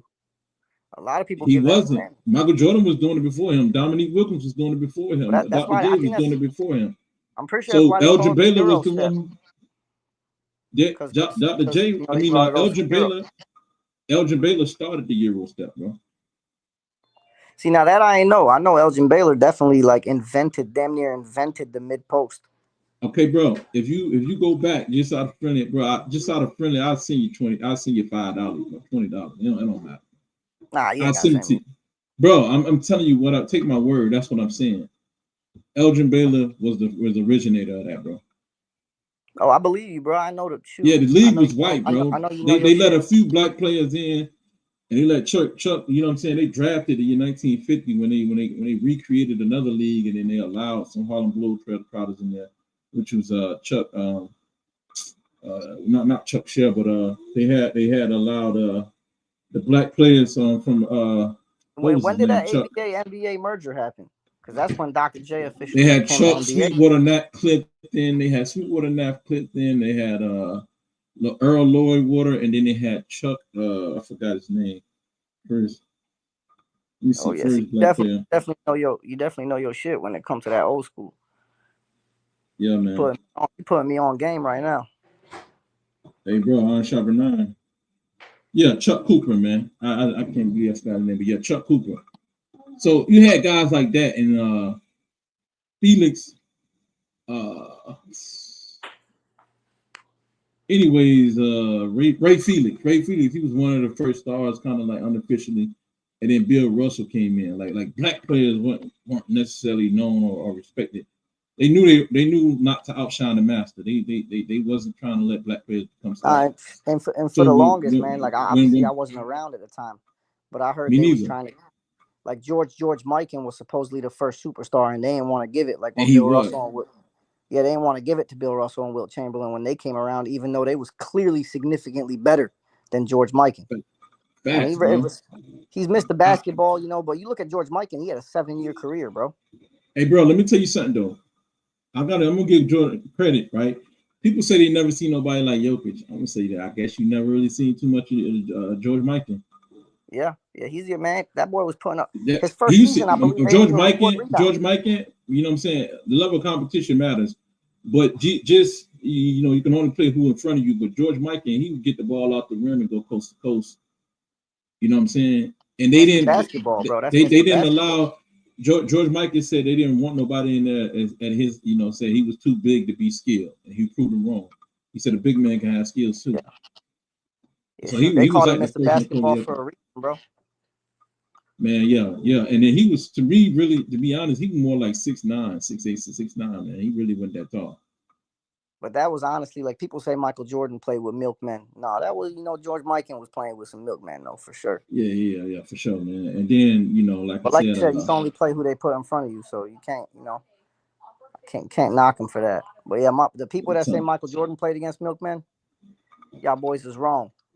Michael Jordan played against grown ass men that would fold these current players in half and stuff they ass in a suitcase. Like those were some grown ass men in the 90s, bro. Karl Malone is folding every big man in the NBA in half. Without traveling, you had guys in the paints just sitting there, waiting. No defense, a 3-second rule being enforced, even though it was in place. Yeah. No, Will they didn't start calling the defense. Will Chamberlain, the reason why they invented the 3-second violation. That boy dropped 100 points. Yeah, he just sitting there in the paint, just waiting for somebody to come down there for the shot to block, waiting for a shot to block. Him and Bill Russell. Bill Russell took plays off. I done seen it. He done took too many plays off. Tired, just sitting there holding his knees. Bill Russell needs to rest sometime. That boy was running the ball up the court. He was he definitely was. Yeah, he was. He facilitated the offense too. That boy was smooth with it. He might be the first point center. But I'm saying these guys play like 44 minutes and 48 minutes and shit like that. But don't think it was a graceful 48 minutes because it wasn't. They was holding on to their shorts and shit like that. For sure. Like Allen Iverson played the most minutes in the 2000s, and he definitely took breaks on defense. If you playing 45, 46 minutes per game, you definitely gonna have to take some breaks. Yeah, man. But yeah, the LJ, what we was talking about, the dude said he was tired of seeing the triple doubles, man. But yeah, man, shit, like what Chamberlain said, that shit overrated. It ain't winning basketball. You know what I'm saying? That might just be something you have to do to fill in, you know, certain nights. But you need to allocate that role to somebody else. That's why Jordan had to come off the ball. Let somebody else be the point, you know. Triple doubles is way too glorious. Triple doubles take away from the genuine like game of basketball, how it's supposed to be played. Your big man's supposed to be your big man. Your point guard's supposed to be your point guard. You know, like nowadays, it's just you got one player. LeBron James really like. I'm gonna be honest. Look, the one knock I have on LeBron is he takes everyone's role. A lot of role players don't succeed with LeBron James because he's playing all the roles. Facts. You know what I mean? Like that's why, like you see, like Jordan Clarkson's career looked like it was dead in Cleveland, and then he gets traded, and he's Sixth Man of the Year. It's like that's the issue. Is like, it's like there's no players ain't playing their roles no more. You got players playing every role. Yeah, I almost forgot about Jordan Clarkson. I ain't gonna look at, bro. It's a few dudes, man. Even Danny Green. Danny Green didn't look like he was gonna be an NBA player because he started his career. I'm talking about I almost forgot about him on the Lakers. Oh yeah. Danny Green was on the Lakers too. I mentioned back-to-back Lakers players on accident. Danny Green won a chip with us in 2020. Yeah. That's after winning one with Toronto. Yep. But man, because where we was at, let me see. But yeah, that takes away even Jokic, man. As much as I love watching him, he's taken away from the game, bro. His point guard don't even play point guard. His point guard just shoot. And you seen what when he went out there and did Murray the first game back after Jokic got hurt, 16 assists, bro. Bro, that's what we should. And that's what we'd be seeing from him on a nightly basis of basketball. Well, he's not going to average 16, but he'll be a point guard. You know, he'll be a point guard, right? And see, they need Jokic to play that so he can show his value because he don't play defense and they just engineering stars, bro. That's all they doing. They engineering stars. The NBA's become a show, man. It's just for entertainment. It's becoming a show, bro. It's becoming a show. If you don't know the difference, then you know what I'm saying, then you in bad shape. Because you wouldn't know the difference between the real. Man, they ain't got me duped. I lock in the playoffs. I don't even watch the regular season of the NBA. I'm spending my time watching football, man. Man. Yeah, they got to go back and do their homework, man. Because the NFL regular season, man, that they might be a script, but them games they're fun to watch, bro. It's competitive. Every game, week 1 to week 17, every game is competitive. Every game is played like a playoff. I need to get back on that. Yeah, I was in the heavy back in the day, but after that Kaepernick joint, I fell off. But man, back to I want. Yeah, man. I wanted to shout out. You know what I'm saying? One of the main contributors on the page, man. Leland. You know what I'm saying? My boy Leland, man. Leland Edmond. So shout out to you, man. I know you wanted to hear what I think about Bill Russell not being in the top 10. Yeah, man. I don't put Bill Russell in the top 10. He's not a two-way player, man. As we got on the screen right here. Bill Russell is a great, you know what I'm saying, phenomenal defensive mind. He's a coach. If you got a squad out there on the floor with him, he'll get those boys right on the defensive end, you know, to get the best out of out of that team. But when you need, you know what I'm saying, to be a top 10, you need to offer something else on the offensive end, be more efficient. So He the was 11 shooting more rings like don't 40, the 11 rings don't put 40 him in there, points. huh?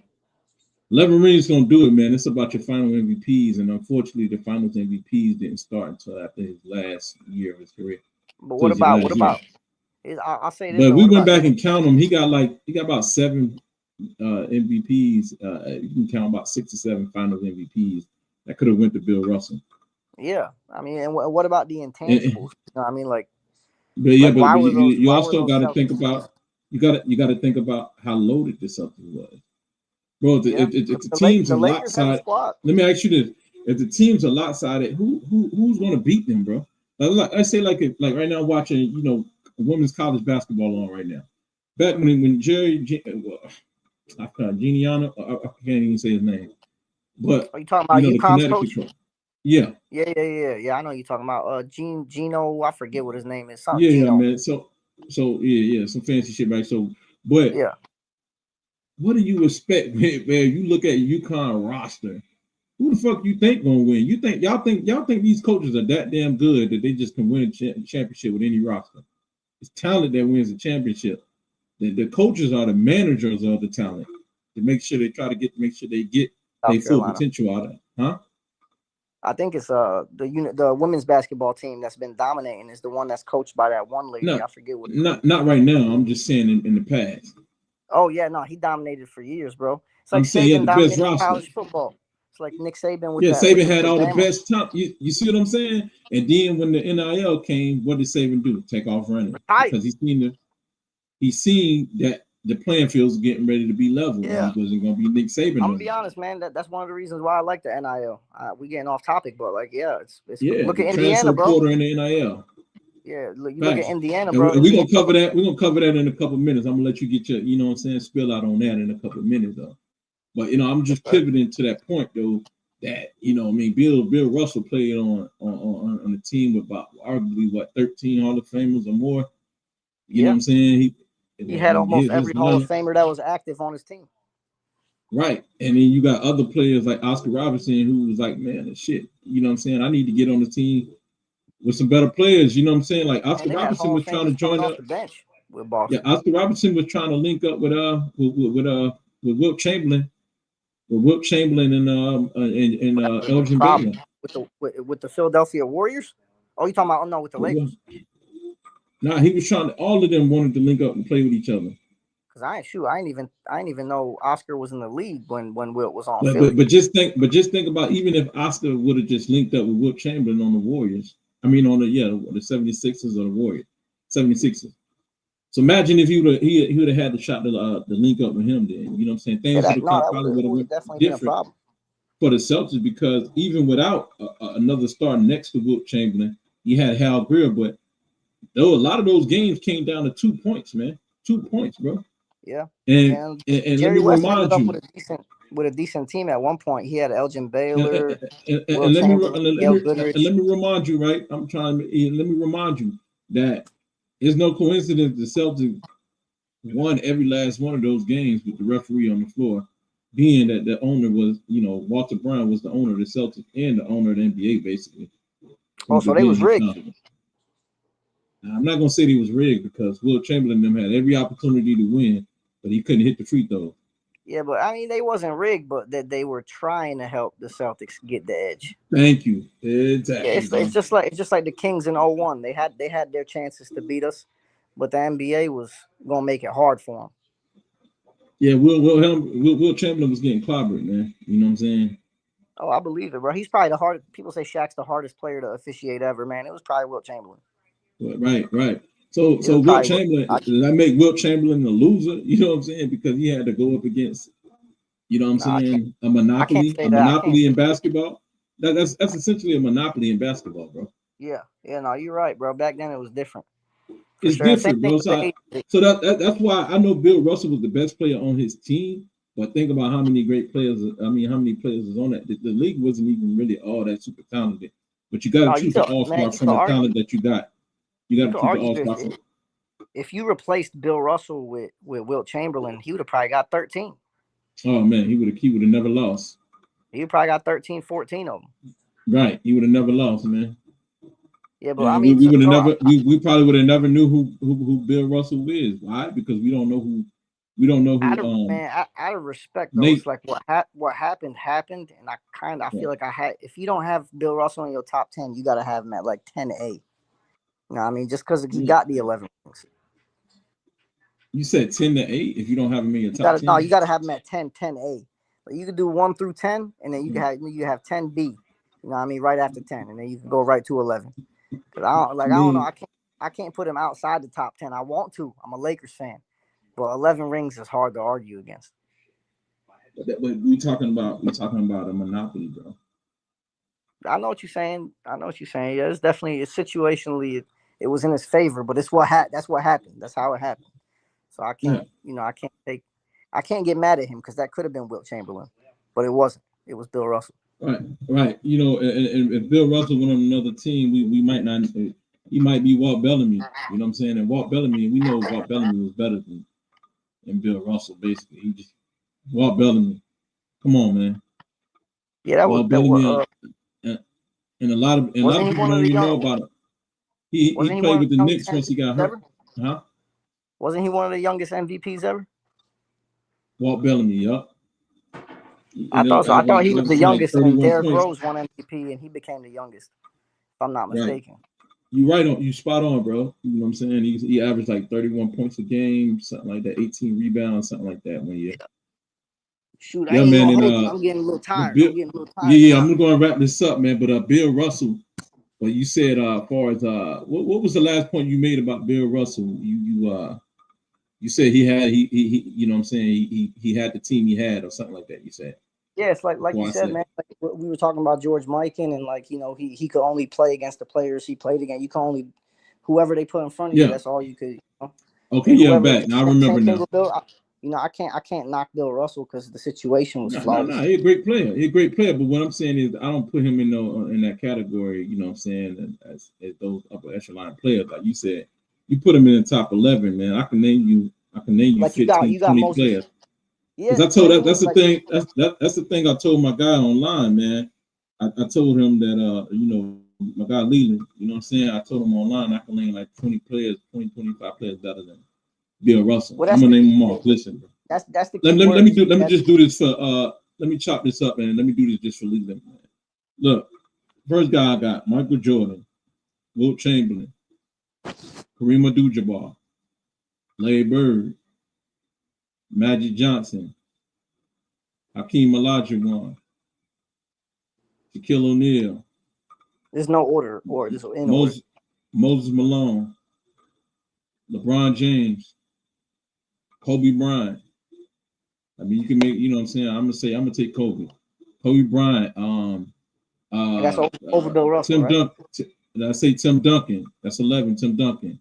Yeah. Kevin Garnett. Kevin Durant. Kevin Durant 12. Kevin Durant 12. Isaiah Thomas 13. Steph Curry 14. Dr. J 15. Jerry West. You know what I'm saying? I can't put Jerry West over him necessarily. Bill Russell? I might have to. Yeah, we could say Jerry West over Bill Russell. Jerry West, you're right. You're right about that. Jerry West. I'm tripping. Yeah. Jerry West. Karl Malone. Charles Barkley. David Robinson. Man, Charles Barkley underrated. Charles Barkley took an MVP from Michael Jordan in the prime of his career. Yeah. Man, you could put Giannis over him. You could actually put Patrick Ewing over Bill Russell, man. Let's just be honest, man. If Patrick Ewing was on the Celtics, we're talking about the list of the best players. Are you 10?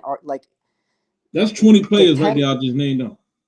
Like the 10 best players ever and the 10 greatest players ever are two totally different lists, in my opinion. If we're talking about who the best is and who the greatest is, that's a different question. You talking about greatest being with accolades?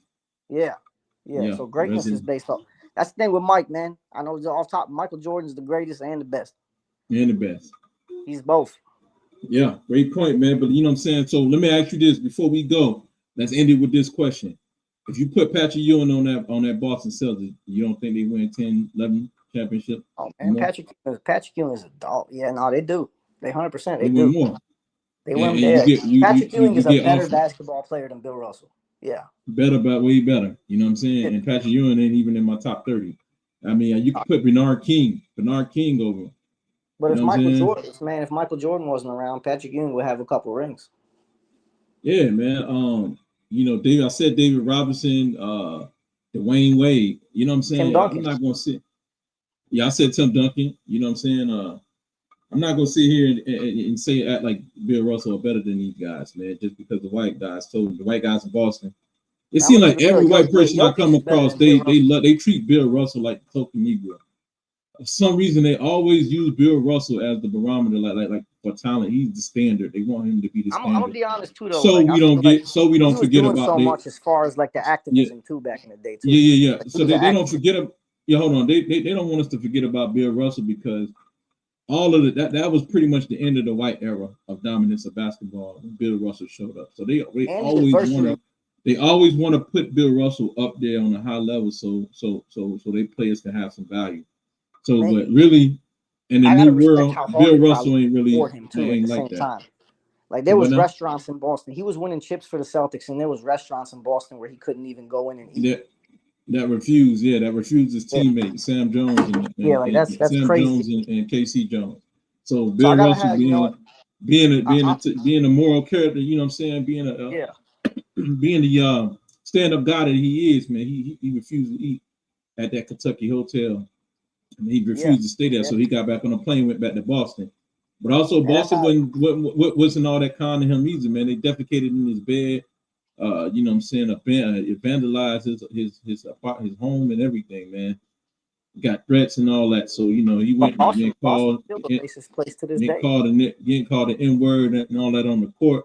So you know what I'm Man, saying? because Him and Jackie Robinson was friends, man, and he needed Jackie Robinson, you know what I'm saying, to get through them tough times in Boston. And so yeah, I mean, like, Bill Russell was like a stand-up guy, man. He marched with I mean his situation he was took the perfect for summit. basketball, but it was He took the terrible summit. He took the personally. summit with Jim Browns, Kareem Abdul-Jabbar, and Muhammad Ali and all of them. They all formed together. But yeah. Bill Russell was the people champ back then. He paid the way. Rightfully so, bro. That was a tip. Personally speak, like I give him the credit where it's due. His basketball situation was flawless. It was perfect. But as far as like his personal situation, there was some adversity he was dealing with that, winning them 11 championships probably wasn't as easy as we think it is. Yeah, but he was never going to be the offensive guy to carry you, bro. I mean, No, this but game when you get between the lines, his life was probably, peaches and roses. But when he wasn't between the lines, man, that was a tough time for him. Facts. Yeah, man. So we're gonna end it off with that, man. We've been on here about 2 hours, man. So we've been going steady at it, man. I'm just gonna get out of here with the if you old and watching him, I get it. Somebody said if you old and watching him, they get it. Getting man. on here and picking your brain for a little bit for sure. Word. Pat the engineer, man. Make sure you go ahead and subscribe, man, and put us on your notification, man, list. The bells. But go ahead, man. We're gonna sign out, man. Like I said, man, make sure y'all hit that like and subscribe button, man, and stay tuned, man. We'll send out the notifications, man. And till then, till next time, man. Keep it raw. Yes, sir.